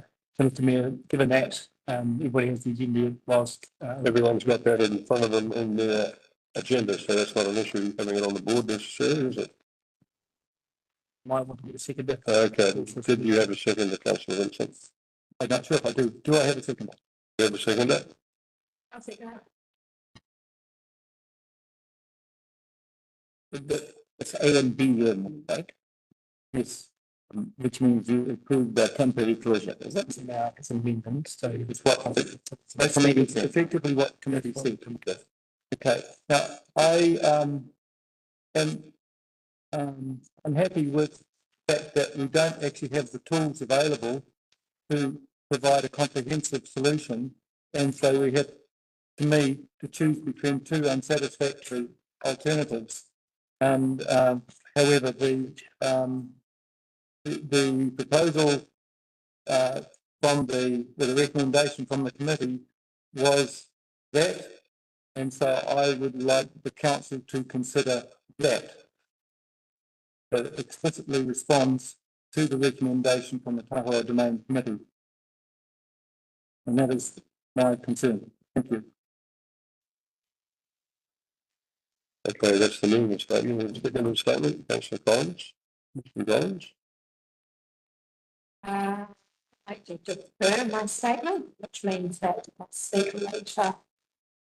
This is the process. I'd like you to speak now. Is it? Yeah. Okay, if that's the case, certainly. Anyone else would like to speak? Councillor Williams. So at the Taharoa Domain committee meeting that we had where we discussed this, I was somebody that I didn't vote for the closure, and it was the recommendation to come to council that we close vote them. And I cited reasons that I actually raised the issue that it could come in on waterfowl potentially. I also cited that there were 6 main North Island rivers that have already had DNA testing and no gold claim has been detected to date. And I supported the status quo to continue with supporting the regional monitoring, the eDNA testing, education support, and hopefully getting in a station. And then since that meeting, we now have the biosecurity national response to not allowing boats to be moving around if wake boats have been in a certain area of the Waikato River, which is another plus. So I will be voting against this motion. That's what Penny Wright. Yeah, I'm so happy that we're actually addressing the recommendation from the Federal Governance Committee because it just feels like another kick in the teeth for Mana Whenua, whose voice continues to be silent because they're not here today to provide their input into the decision that we're making today. The lake means a lot to me. I'll be there the whole day tomorrow of going up there. I have so much passion for it. The state of the lake is actually in a catastrophic condition. We've had the vegetation loss through cyclones, weather-related events and other things. It's at a real breaking point, and if we can do anything to help it recover, then I'm supportive of that.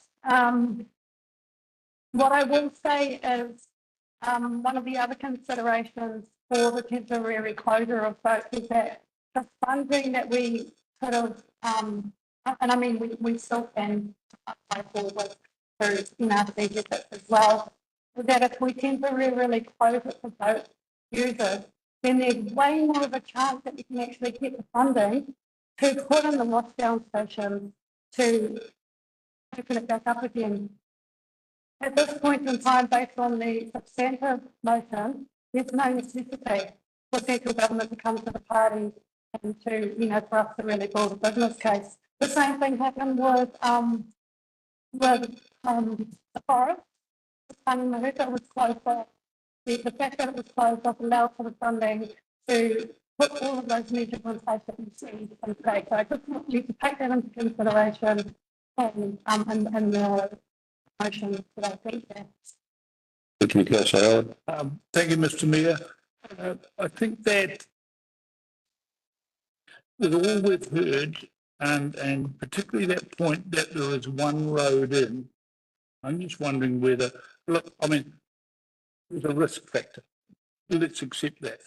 But risks can be mitigated and I believe can be done largely in this situation. And with there being one road in, and we are, I repeat, talking about one lake in the whole of the district, with one road in, why, and with funding, as we've already heard from NRC, why can't urgency be taken to have a washdown facility ready ASAP?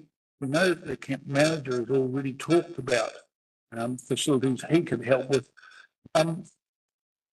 Why can't we have a facility ready to go pre-Christmas?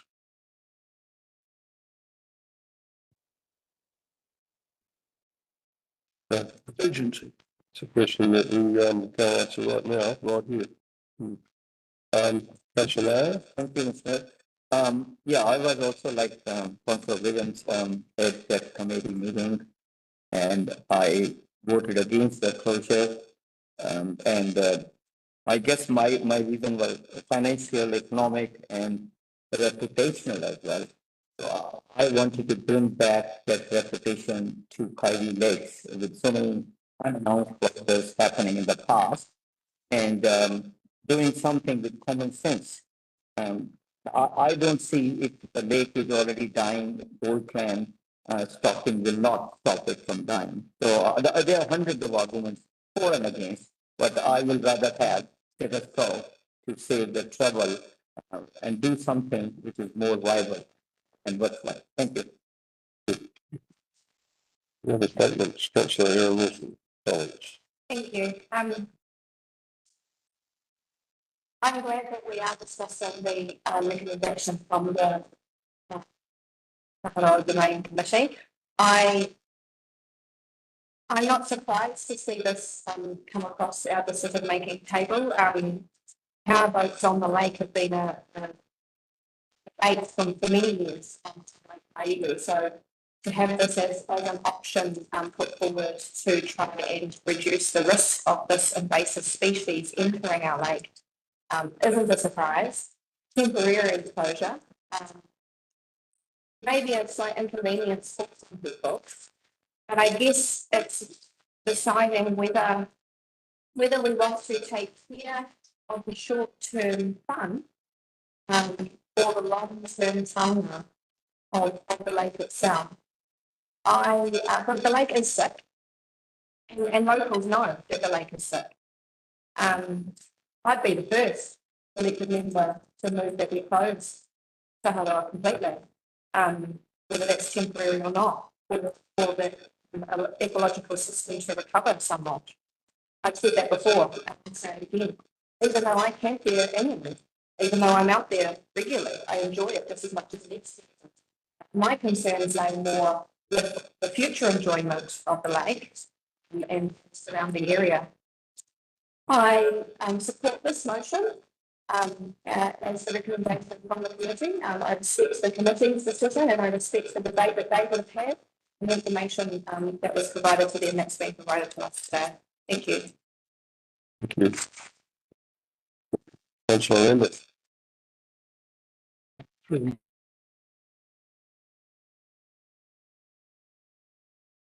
There is only one road in, but it requires the police to be involved to stop vehicles on that. Over the lake, with people who don't clean their boats properly or have no respect for it or don't follow it, are they going to abide by the one and only boat ramp go on, or are they going to go around that and get on the lakes? Once they're on there, there's no means of apprehension or getting them off there. What effect the closure would do, I'm not sure it's going to achieve what we want to. I would prefer an education program and get the buy-in of everybody coming up there. However, we're in a dilemma where there's very too much groups of users on the lakes. One are recreational swimmers, non-power boaters, and campers and the like, and there's the other how should I put it, boaties there, and quite often the two will clash. If we don't do this and the plan gets in there, we'll regret our decision forever and ever. If we do this and the plan gets in there, we can then say, hold a hand on your heart and say we tried our best. I've been informed by people local that it would just change the dynamics of the campers and users of the lakes. Yeah, it's a horrible decision to make, but I'll probably, yeah, I'm going to support Councillor Vincent's amendment. Anybody else would like to make a statement? You get a lot of that. Right, so we'll put to that. Okay, so for the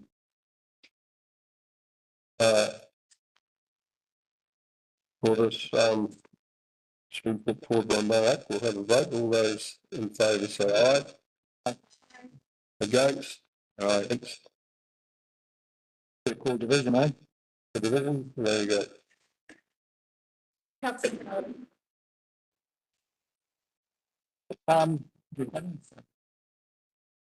Lambert, It's for the amendment. Councillor Larsen, Again. Linnea, Councillor Peniora, Councillor Vincent, Councillor Williams,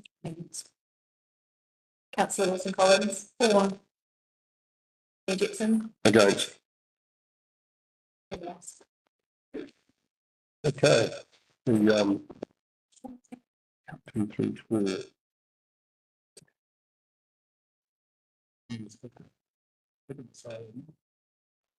I've lost my full. Okay, the amendment's been lost. So we go back to the substantive motion. I really get my bets. So through you, Mr. Mayor, so we've a substantive motion, you've spoken, Councillor Nair has spoken, Councillor Paniora has spoken. All for each of the speakers if there are any. For who wish to speak? Yeah.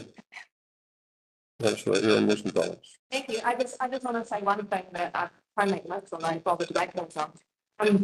Just the one thing that I guess I'm disappointed about when I hear the debate is the worrying about the rule breakers, the worrying about, well, we can try, but someone's still going to bring them in. I think Councillor Lambert made a really good point. We have a decision in front of us here that we could try, we could show up for our community and we could do everything in our power to prevent something that might still happen. But at least we could put our hands on our hearts and say that we did what we could. That would mean we'd actually be showing our leadership and we'd be setting the standard. I think now we're just laying over it.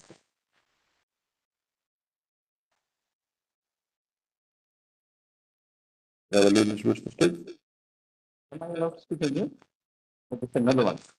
This is a substantive motion, Councillor Mayor, you've already spoken to. Thank you, reply, right? So has everybody had a chance to speak? If there's no more speakers, you may provide a reply. Okay.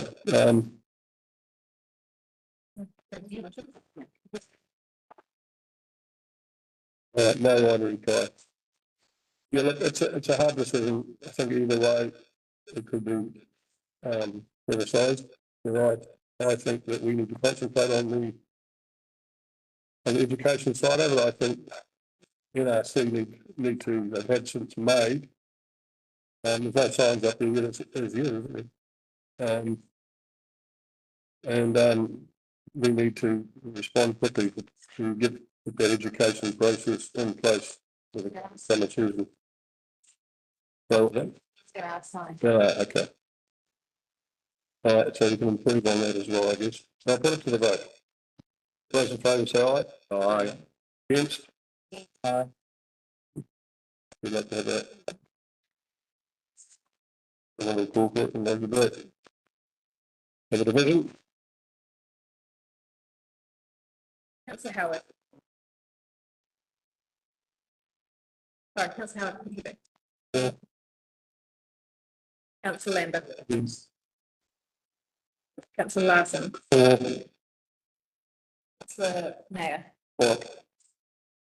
Councillor Peniora. No. Councillor Vincent. Against. Councillor Williams. Four. Councillor Wilson Collins. Against. Gibson. Carried.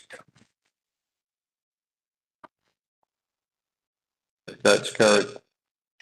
Okay, we'll move on to the next part of our agenda, which is item 5.4, waste management. Would someone like to move this? Before we do that. About the what? Folder. Folder. It's in the air. Someone like to open the door at the back, maybe that'll help. It's really hot. Yeah. Hey, 213 of 484 plus picks. Oh, wow. I can run through a few of these things. I'll make some arrangements for the party I was going to go. Okay, 1 minute break. Okay, 1 minute break. 10 o'clock tonight. Oh, let's get on with it. Sarah's got to put it the next day, but. 40. I think let's see how we go. I know that these next ones won't have as much discussion. I'm all right. Should be going. Just ticking the ones we could defer. Next meeting. Anything that doesn't get. But I mean, there's nothing. What that would do, you want to do the contract value, you want to do the extension of the contracts, you do the temporary road closures. You want to do 5.6? Yep, 7 and 8. 5.6. That's we can get. Yeah, well, I'll just do the long ones that we know we can come back to. We need to do that one. 5.2. We really wants this done, so we can actually that's not urgent. Not urgent. It needs to incorporate in the LT. Well, no, actually, even that's the way. Get away with that. No, not really.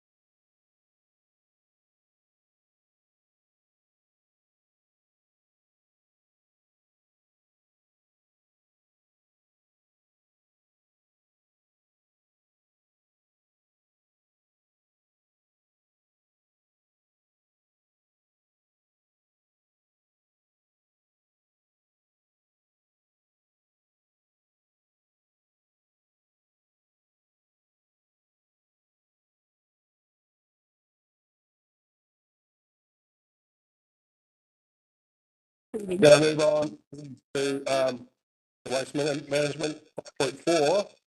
Right, remove please. Thank you. Aaron, what's your comments? You good? Yeah, and Ash, no? So reporting staff, Donna, will we take your report as read? Yes. As discussed. Does anyone have any questions of Donna? Okay. Give a statement. Intermission page. Thank you, Sam. Okay. I won't keep everybody. It's been a long day already, and there's still a lot on the agenda. So just to reassure that the waste management minimisation plan hearings, informations, we're conducting the council minor amendments to what was already presented to council previously. So I'm sure it won't be a contentious matter. Right. Any other elected members wish to speak? In this statement, I think. Second statement, I'm sorry, Ash. I heard it and I took it as granted, I think the same. Okay, now is there any other elected members wish to speak? Okay, members want to reply. Aaron, what's your comments? Okay, all those in favour, raise your hand and say aye. Aye. Against, motion carried. Well, 3 minutes. It's the time for the rest of the. Right, regional. The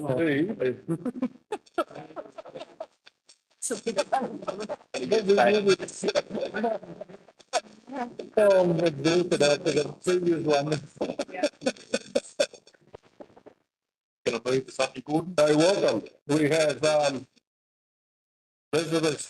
We've got Calvin and Northland. Thank you. Welcome.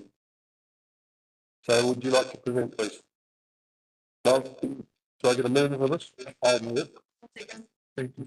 Okay. Thank you. Now you can present. I'll take the report as read, just a couple updates since the report was written. This is for consultation on a regional speed management plan. And both Whangarei District Council and Far North District Council have approved a 3-year implementation program. So with one more meeting here today, then we'll be ready to consult in February on the plan. There's several options before you today for catchment areas, the minimum being schools within the district, and then any combination of the others that we've suggested. And just a quick follow-up of questions that came before the meeting. One of the options we've put before you is beaches within the Kaipara District Council. Through the Ministry of Transport, all beaches in New Zealand are designated as roads. And as such, the council, as the road controlling authority, has the ability to set speeds on beaches or restrict on beaches through bylaw. Beaches are one of the areas where we've received the most customer requests from the public for setting of speed limits. So we thought we would include that for consideration. Along with the objectives and policies that we're asking you to approve, there's also, as part of every implementation program, an ongoing monitoring program to see how we're doing on our speed limits. So how many kilometers we've addressed through speed management, the percentage of schools that we've treated, the number of deaths or serious injuries that are attributed to speed, and the overall reduction on the network of death and serious injuries. So with that, questions that you have. That's right. Anyway. Through the chair, how does this review with the new National Infrastructure Agency and policies around the reduced speed limits, or is that able to go off on its own, or what's the intersect between? Through the chair, we're currently operating still under the 2022 setting of speed limits rule. There's been no new guidance from government at this point, so we're following what's currently in law. That's right. Mayor, followed by Councillor Vincent. Thank you, Mr. Mayor. Just a quick question. Because there's lots of one idea, obviously, I like to have around schools, but I'm just thinking, is it not illegal to have a school and not have the speeds fine? So through the chair, if the question is to not have the speed signed at all, or an open. Well, I would say every school, if you're having a school, would have a speed sign. So what you're trying to implement, it will be illegal to have not a speed sign. I mean, I've been in Canada 6 years, India for donkey years. Any country, what with salt, will have a speed sign for speed. So why we are making the more this kind of, expensive on speed sign? Thank you. Thank you. So through the chair, what requirement is under the new rule is to categorize all of our schools either as a category 1, where there's kids on the school frontage, either getting dropped off by parents, walking, cycling to school, coming on the bus. And under the rule, the maximum speed for those types of schools is 30 kilometers per hour along the frontage, either permanent or variable. For schools that are more rural in nature, where all the activity is off the roadway, category 2, maximum 60 kilometers per hour, either permanent or. That's not just interrupting you, but all I'm saying is, so every school has a speed limit. What we are trying to achieve by doing this survey, that's what I'm trying to do. So through the chair, in Kaipara, under the current rule, we have not a single school that is compliant under either the category 1 or category 2, 30 or 60. So I think the issue is here, actually, there is a change in coming place where you're going to have a much a steadfast rule for 30k around all schools. Yeah. Around urban schools. So that we actually bring us up to speed with some of these other countries, I would say now. Sorry, can I just clarify that you did say just then around urban schools? So schools that are classed as category 1, generally those schools that have kids walking and biking to school are your more urban schools, yes. Whereas rural schools are often on 8 highways, the likes. So potentially offer more danger. Through the chair, the Wakatahi had a similar program on state highways and a similar obligation to treat schools depending on road frontage, category 1 and category 2. Thank you. I just wanted to clarify that differential. That's what I'm saying. Mr. Mayor, 2 quick questions. Back to the beaches. Is the seaward extent defined by Moonlight Water Springs or something like that? It's not the foreshore, if I'm reading the rule correctly, it's above high tide line, is my understanding. Mean high water springs? We would have to come back and clarify the exact road. In other words, because I would have thought the main issue would be driving at speed in the area that gets wet every day. Through the chair, there are 2 parts to controlling vehicles on bridges. So one is the obligation of the road controlling authority to set speeds on the legally defined road component of the beach. The second is the vehicles on beaches bylaw process, which determines whether council allow vehicles on beaches or not. So this is not so much a protection of beaches thing. It is more about the speed that vehicles are legally able to travel. We would need to come back to you with the definition of what a roadway is. Yeah, well, I would be interested to know. The other thing too, you made a glancing reference to Wakakotahi having a parallel program. So, because what I observed was that there's nothing mentioned about the state highways in there, and it seemed to me important we set speed limits that are consistent with what's happening on the state highways in this country. And I was just wondering, how is that going to work? Appreciate that. Thank you. Through the chair, currently Wakakotahi is running their same schools consultation as we are. So in areas where a school has shared frontage between state highway and local road, we'll treat that at the same time. There are wider speed limits outside of the schools. I can't speak to exactly where they're at. The prospect that there will be some coordination there? It'd be nice. Thank you. Okay, any further questions? Councillor Lambert. Just to clear a few things up, this is the second stage of the West Coast, am I correct? And this is yet to go out for consultation to the public. And what's your time frames for that consultation, just to reassure? I'm pretty sure it's in the here, but. So through the chair, this is unrelated to Poto Peninsula West Coast. This is a program for the regional plan, and our consultation is planned starting the Wednesday after Watangi Day, so the 7th of February, running for 4 weeks. Through the chair, just to clarify, the next step in this process is to go to the Regional Transport Committee meeting on Monday. Regional Transport Committee have the responsibility for approving this regional plan to go out for consultation, which is why, as Elizabeth mentioned, we have the 3 council approvals of their components. The timeframes for this have to align with the Regional Land Transport Plan consultation, which is the same transfer consultation in public, to allow adoption by NRC as the controlling council of the RTC by April and implementation before June as part of all the RLTP and regional plan timing. So we, under legislation, we don't have a lot of flexibility in terms of the timeframes we consult on.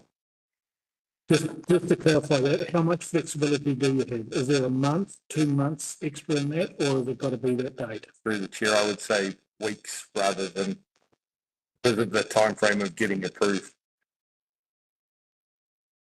And that's unfortunate with central government's announcements, isn't it? Any further questions? Just a quick clarification. What is the direction of the new government? Through the chair, at this stage, all we have is everything that is out in public domain. What we have seen in previous discussions that schools remain a priority in addressing the schools. So as a minimum, we believe those are still on the agenda for consultation. I think remembering as well that within these catchments, there are a number of areas with Kaipara's extensive unsealed network that currently fall under the open road speed limit, being the flat diagonal line. And there is, again, those need to be assessed as part of a responsible RCA to see if that is an appropriate maximum 100k speed, because that's how people treat it. Any questions? Councillor Williams. I just have got a procedural question. I'd like to make an amendment regarding this. Don't know if You can make your amendment and get it figured out if you will. I'll do that now. So Through you, Mr. Mayor, you can do that whenever you like. They're coming through question time, so I'll pay to wait till questions are over and you can move if you want. Okay. All right, till we get into the serious debate. Okay, any further questions?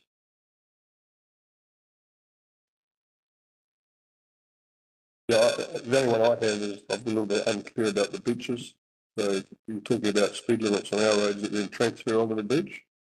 Through the chair, if a beach is not restricted via a bylaw for vehicle access, in most cases it is there's a component of the beach treated as a legal road. Yeah. In the Kaipara district, Kaipara is the road controlling authority for those sections of beaches. Okay, so now I understand. Limits, yeah, certainly. Thank you. Any other questions? Okay, you guys can stand down unless you stay for the next item. Thank you. Leave a statement, Mr. Lambert. Through you, Mr. Mayor, Councillor Williams indicated she foreshadowed that she wanted to move in. She wanted to, that probably a good time to. Okay, Councillor Williams, what is your amendment? Under C, I would like to remove 2 through to 5 and just have 1, all schools under C.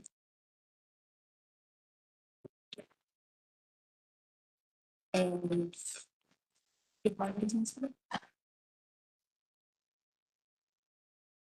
So the option 3, yes, just to have all schools included in this. What's good, yeah. I mean, and nothing else.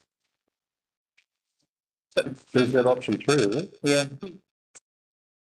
This is option 1 that was originally on there, and I'm going for option 3, which is just to have all schools under C. Right.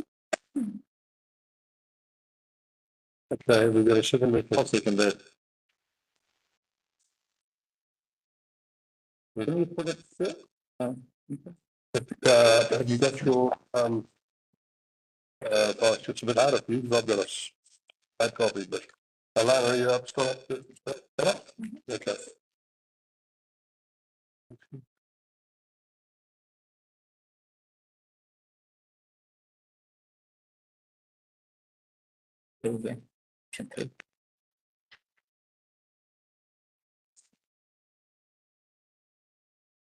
While we're putting that up, we'd like to speak to that, Councillor. Yes. So I put this up because I'm just concerned with the new government coming in and there could possibly be changes. I wouldn't want to start a process over the next 3 years when we don't actually know where this might go, but it is important that we have these feeds looked at in schools. Yeah. And that's the most important thing for me. So that's why I've made this in.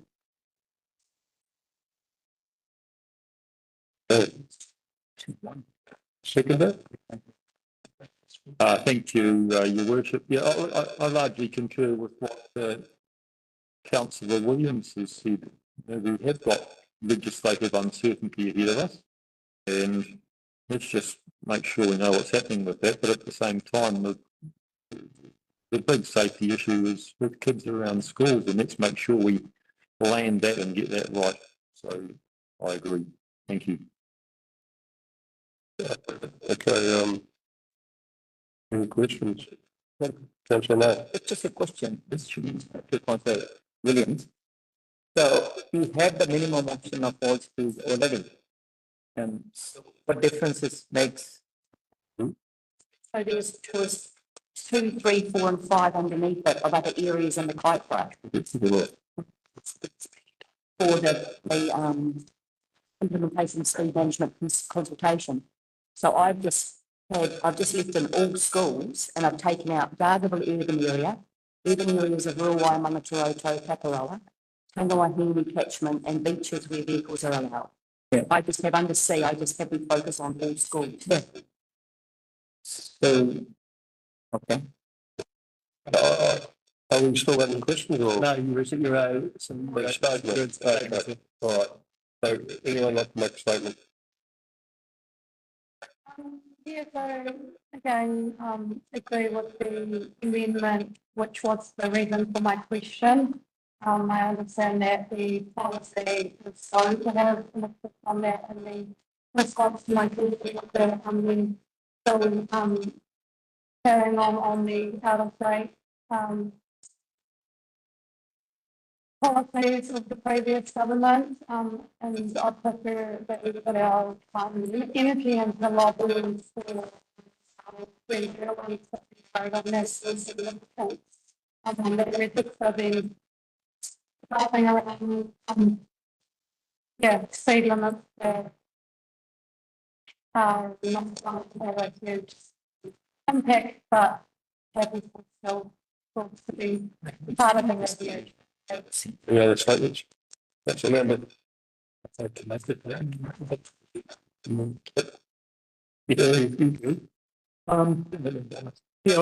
to agree with the amendment. I think this is it's a no-brainer.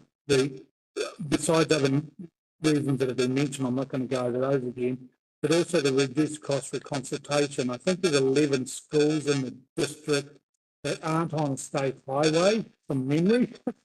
So the consultation process could be done through those schools to the general public out there. So I would expect a reduced cost of consultation done through the consultation process as well. Okay, we've had several people speak in favour. Does anyone speak against it if we move through? I haven't. No, planning on those. Okay, so because it's an amendment, there's no movers right to reply. So we put it to the vote. All those in favour say aye. Aye. Against? Carried. Okay, the next item was 5.6.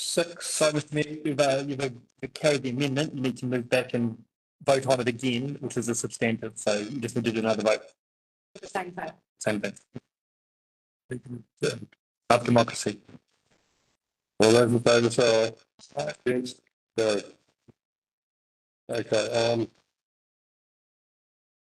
5.6 Road Maintenance and Renewals Contract to be presented by Just a procedural question. Bernard. We have approved the amendment. How can we approve the substantive? It is the substantive. It becomes the substantive motion. Voted on the rest of it. On court. Okay, thank you. We've got Bernard and Calvin here. Thank you, Bernard. Thanks. Thank you, Your Worship. Yeah, we're going to get a move that. Councillor Howard, seconder, please. No. Okay, thank you very much. Okay, thank you. I take it the paper has been received and read. I just want to make a couple of things clear. This is a recommendation for increase in contract value for contract 888, our long-term road maintenance and renewals contract. It is not a request for budget increase, with budget approvals already granted through the council annual plan process. This is a procedural requirement to meet council's contractual obligations and to enable staff to continue authorising payment sets. Current contract value likely to be exceeded in January. This is due to a number of externally funded activities, additional capital works activities and emergency works coming in since the contract value was previously increased with separable portion 2. So what we're seeking is an increase of 16,700,000 to increase the contract value to 107,800,000. Thank you. Councillor Mayor. Thank you, Mr. Mayor. So 2 questions. One, the contract value increase is due to any escalation or new works? Through the chair, the primary driver of the contract value increase is additional works completed, as Bernard said, regarding external funding that was received for the emergency works. So when the original contract value was approved in the separable portion 2 for the 2-year period of 22 to 24, those works were not known, so they weren't included in the value. Now that we've had those works included and delivered through the contract, the value of the total contract has increased, but the budget has not. The second question is there a timeline on these amount to be done? I mean, you give the contract because looking at Wind performance with nothing happening before, are we making it in the contract some kind of performance? So through the chair, this increase relates to the current contractual period, which is separable portion 2 to the end of June 2024. There is a paper that will come to council in the next month or so regarding consideration of any contract extension or otherwise. So that is separate to this. So this is solely for works to be completed under the current contractual period between now and June. Councillor Howard. Thank you, Mr. Mayor. And with existing contractor. So I think it's very, very important that we get in their heads. You say that there is absolutely no implication on rates out of this. But of the 16.7, only that's total value of work. There's only a portion that actually 38% that is cost to us. Is that correct? So through the chair, in some cases it is 0. In some cases, because of the emergency works at the increased financial assistance rate of 100%. So some of those works are fully subsidised. So all the work that's in here is within your current annual plan for 23-24, and has already been rated for your rated. Okay. All right. Further questions? Further questions? Okay, you can stand down. Thank you. Legal statement, Councillor Howard. Thank you, Mr. Mayor. Well, it's good to have that clarification because there's an element of confusion about that and concern.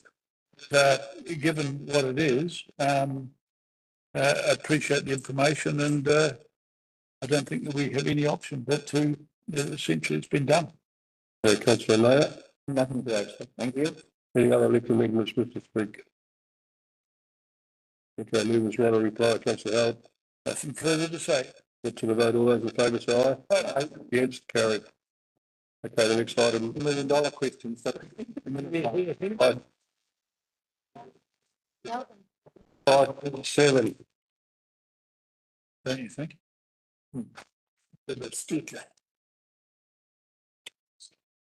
Extension of contracts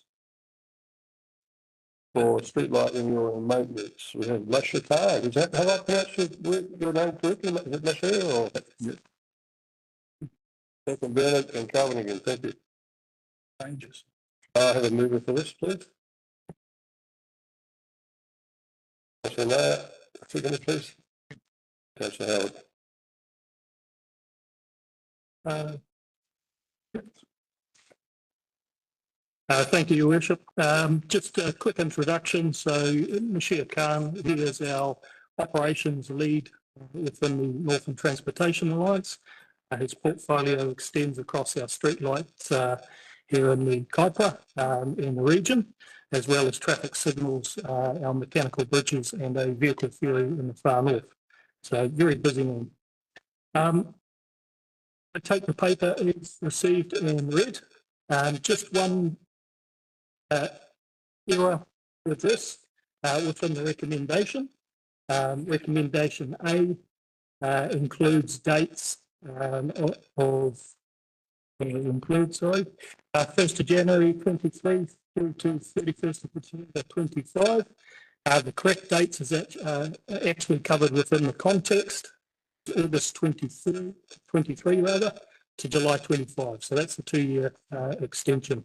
So this paper is requesting a extension into separable portion 2 of the existing streetlight renewal and maintenance contract, with Whangarei District Council being the principal of this contract and having already approved their portion of the separable portion rollover. Within this, we are also seeking a contract value increase. Again, similar to the previous paper, this is already, provision is already approved within the council annual plan. That value increase is of 766,000, raising the overall contract value to 1.45 million.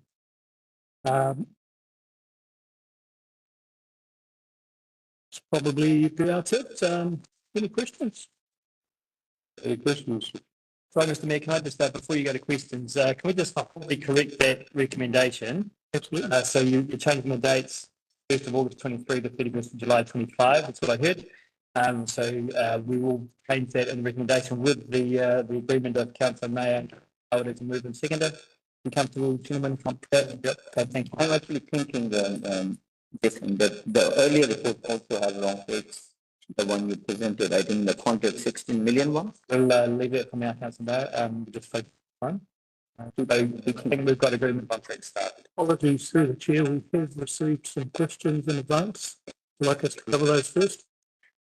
I got questions, got hands up from Councillor Vincent, followed by Councillor Mayer. I've got a question, I think. Yeah. To the chair, happy to cover Councillor Vincent's questions we received in advance. So question number 1, the budget amounts in the report. The question was related to what the actual amount was for the year just gone. So August 21 through to June 23, the actual expenditure on this contract was 435,000, which was actually 63%. 688. So there was enough money in the budget to get my streetlight tax then. So look forward to that one day. Through the chair, the second question here, how do we know they did anything for their money? just want to confirm all works carried out within this contract is captured through our asset database, being RAM. These works include renewals, routine inspections, asset condition assessments, and attention to light failures. Our graduate engineer and streetlight specialist, which is currently vacant, validate claims received on a monthly basis, supported by Chair.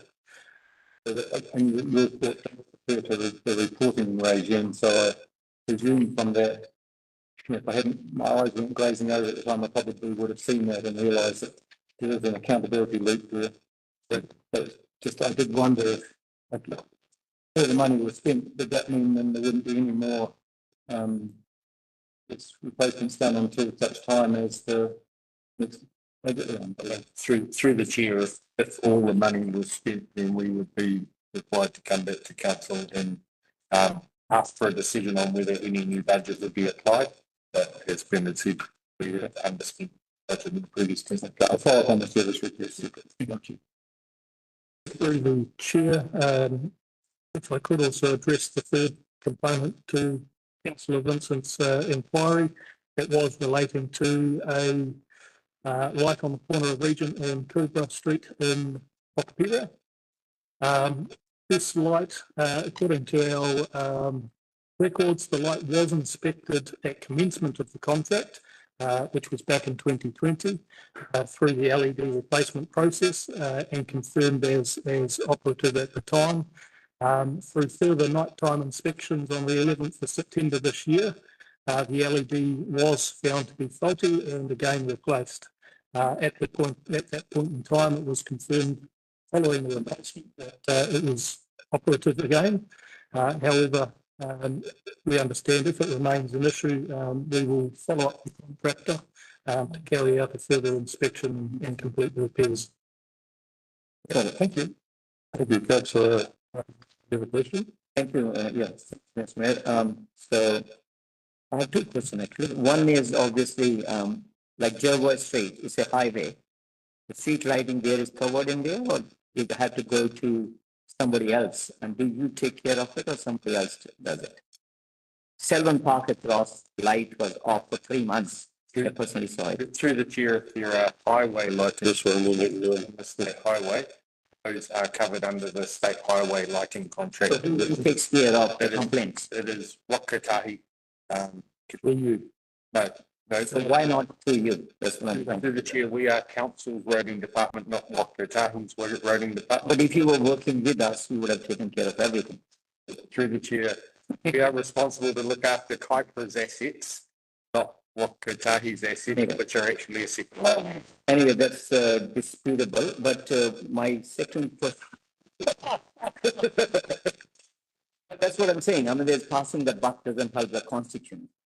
Anyway, so maybe I should let you go because you have no data in terms of how many complaints machine you got, and you are scared to test the market, or you just said that if you went to market for another contractor, which is local, not Whangarei based, it will be more. You're just assuming based on what?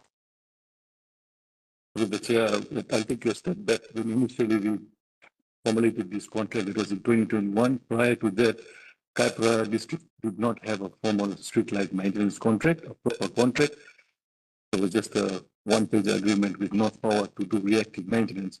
That basically meant there was no asset management being done. There was no condition assessment of the assets being done. And it was just reactive maintenance. 2021, we were tasked to set up a proper streetlight maintenance contract. We went through a 4-stage process, which was a procurement strategy. We have evaluated and carried out qualitative as well as quantitative analysis of how the contracts would be structured, whether we combine all the contracts into one, Far North, Kaipara, Whangarei in one contract, split them into two, and have Whangarei and Kaipara, Far North on its own, other models. What was the result of that was that to get the economics of scale that we had, we put out the request for information as well after the procurement strategy. We went through a procurement plan before we put out the RFP. All indicators were that the best combination of the contracts we could get and best value for money for the districts was Congress being the principal, Kaipara being a separable portion of the particular contract. And that's how we rolled out to the market. And for far north, on its own, because of its geographic location, we kept it as a separate contract.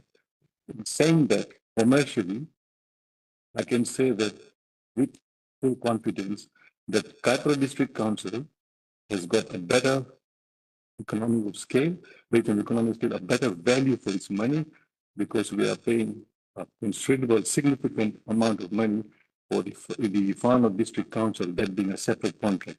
Combining this into one gives us the best value. Sorry, through you, Mr. Mayor, if I can just pause for a second. Councillor Nair, I just want you to be clear that our staff do not pass the buck. Yeah. They're our staff, and Waka Kotahi is responsible for state highways, and we're responsible for local roads. That's the reality of the situation. Okay. If you want to carry it on, that's what I'm trying to say. The constituent don't give a shit whether it is your council or don't. They want someone they can before the council office, they put a complaint in. They don't give a shit whether it's Waka Kotahi, NPA or you. So I make it very dominantly clear that we are not doing any service by making them do things. Thank you, Councillor Nair. I've been clear on the separation of responsibilities and duties here. Yeah, that's my take on it as a politician. Thank you. That's right. Thank you, Mr. Gentlemen, the 766,000 that we're talking about now, the actual increase is something in the order of $80,000 over the current. And then that's what we get to. Okay, that's fine. What I'm keen to understand is that at 11.28%, much lower than other aspects of roading, thank God. However, what learnings did we apply from the first 2 years of the contract to get better delivery efficiency out of that 766? Or is that increase, other way of putting it, of round figures, 80,000, just on cost increase? Through the chair, if I may. Value expanded over the last 2 years is 435,000. 11%, 11.28% cost fluctuation on that is about 400 and brings that to about 483,000. After we carried out a condition assessment of the assets in Kaipara, which were never done, we have identified approximately 300 streetlights that range between average to poor condition. Out of that, we have 40 streetlights that are in poor condition that needs replacement, with an average cost of about $7,075 each. That brings us to 283,000. 283 is what gives us that 766,000. That's for renewals we already do. Okay, appreciate that. Thank you. We've got to wrap up. Any further staff in the other areas with that question? Councillor Leonard. Yeah, through the chair, you enlighten us a little bit more. It appears as though the street lighting has been severely run down in this district. Could you just clarify for me the new developments in Mangawhai that would all be covered under the developers' costs? So they'd all be new LEDs? And would I be correct there? Through the chair, all these new developments been done at the cost of the developer. There would be LEDs, but what it means is when we started this contract in 2021, there were about 1,084 road lighting assets. Now with all the new developments, we have inherited another 200 streetlights, which means we have about 1,300 to maintain. Again, increases the cost of our maintenance as well. Yeah, I'm just trying to get to the bottom of such a large percentage increase from what you were saying a couple of years ago, which was 300,000 up to 1.4 million. So we're slowly getting it. Over in this area, the replacement of sodium lights to LEDs, is that part of this cost as well? No, the chair again, the LED conversion was done prior to this already, but there are still some assets that are still high-pressure sodiums or high-pressure sodium lights, which will be replaced, but they are minimal, maybe about 2%. But any new lights that are installed are through the developments. And this maintenance contract is specifically for the maintenance of the existing assets. We're not putting anything new with this money. But this is subsidized money for maintenance. Thank you, that clears it up a little lot. The questions of staff. For that, thank you very much. Move the statement, Councillor Mayor. Well, any extension pains me a lot, and I need to find justification for that. And I hope with this increase, the service level will improve as well. Thank you, Councillor Howard. No further comment. Thank you, Mr. Mayor. Any other elected members wish to speak? No? Okay, movers right to reply, Councillor Mayor. I think that. Okay, put to the vote. All those in favour say aye. Aye. Aye. Carried. Okay, I've got a temporary road closure to Northern Base. There you go. All in favour? Larsen, Williams.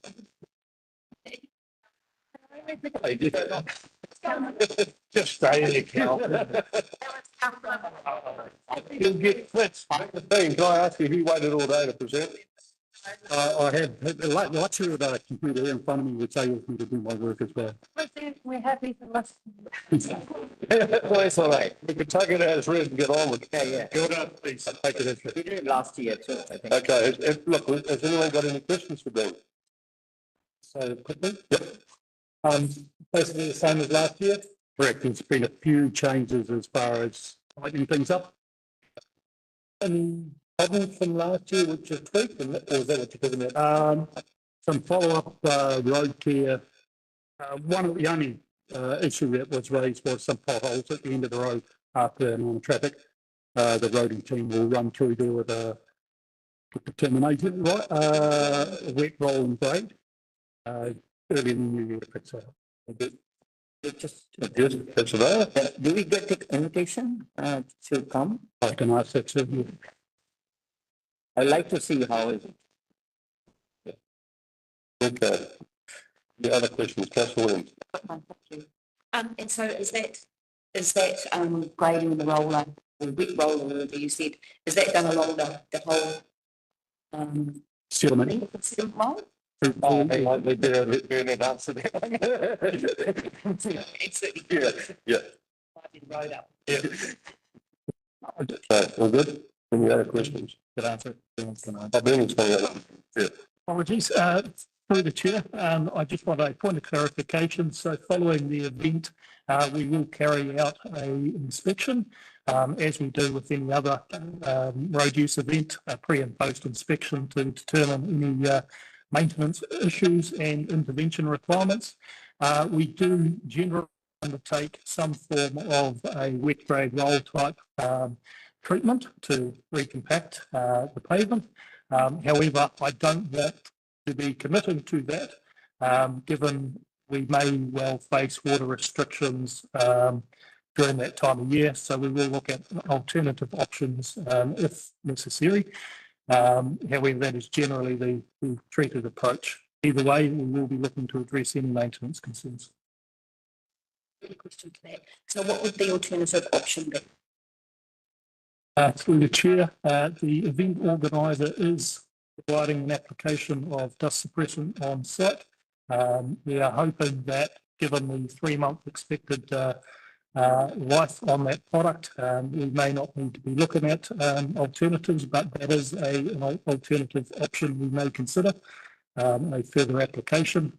Otherwise, we will potentially need to look at grading and reducing speed. Any further question? Thank you for staying down and go and get your first. Yeah. Right, have the move of statement, Councillor Larsen. Thank you, Your Worship. I think it's pretty straightforward. Okay. Second statement, Councillor Williams. No, it's just Nora.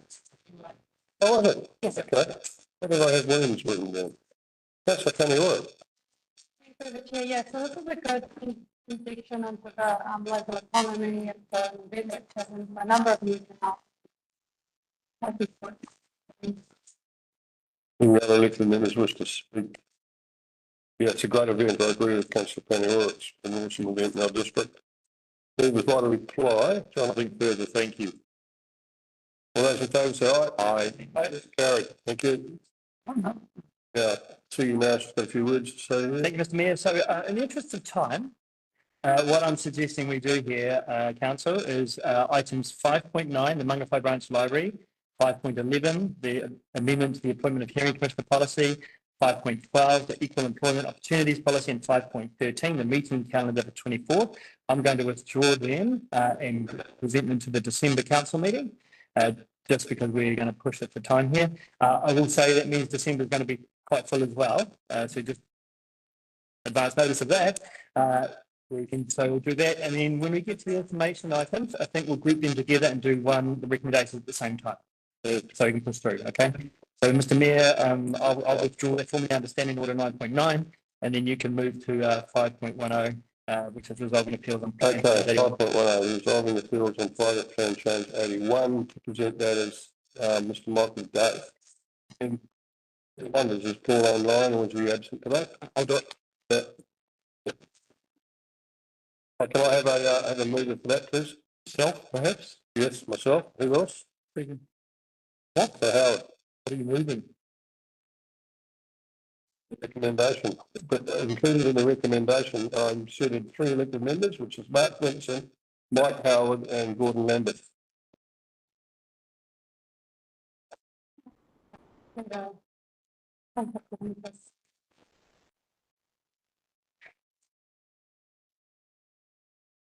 Thank you. Do you want a seconder? Do I have a seconder? Councillor Larsen. Okay, reporting staff member. Thank you, Michael. Thank you, Chair.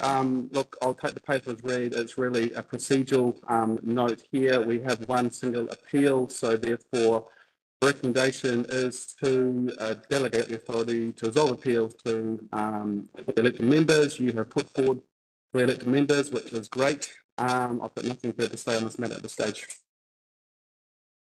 Thank you. Any questions? Any questions? No questions. You can stand down, Michael.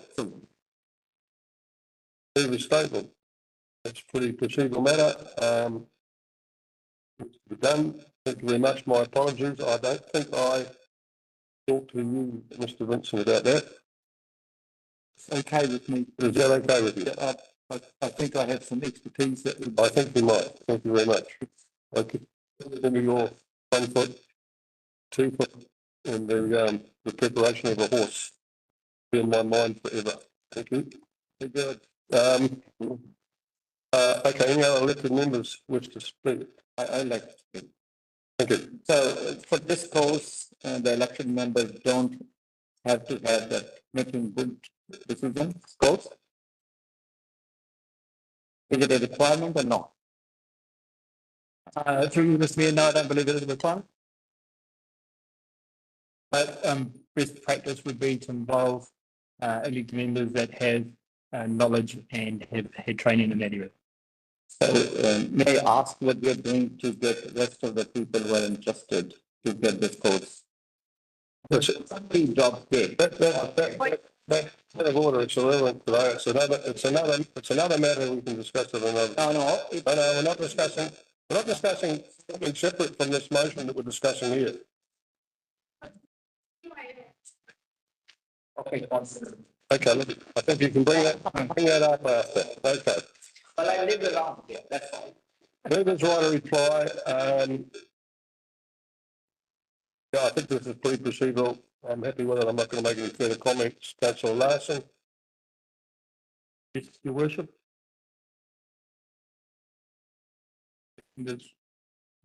So we're done wrong here. Members, members want to reply. Okay, yeah, give the vote.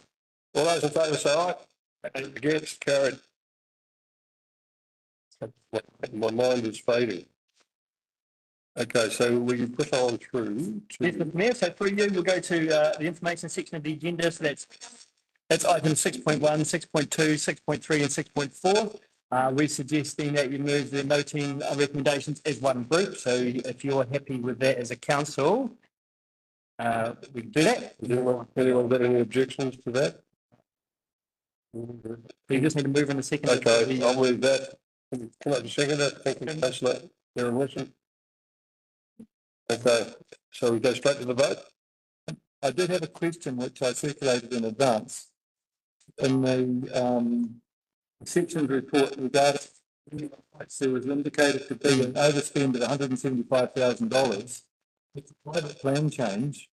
And I realised that we're not getting reimbursed for this. Through you, Mr Mayor, as you can be very consistent, councillor, about these questions, but yes, we do recover all costs via the private plan changes. It's a timing issue up until the appeal stage.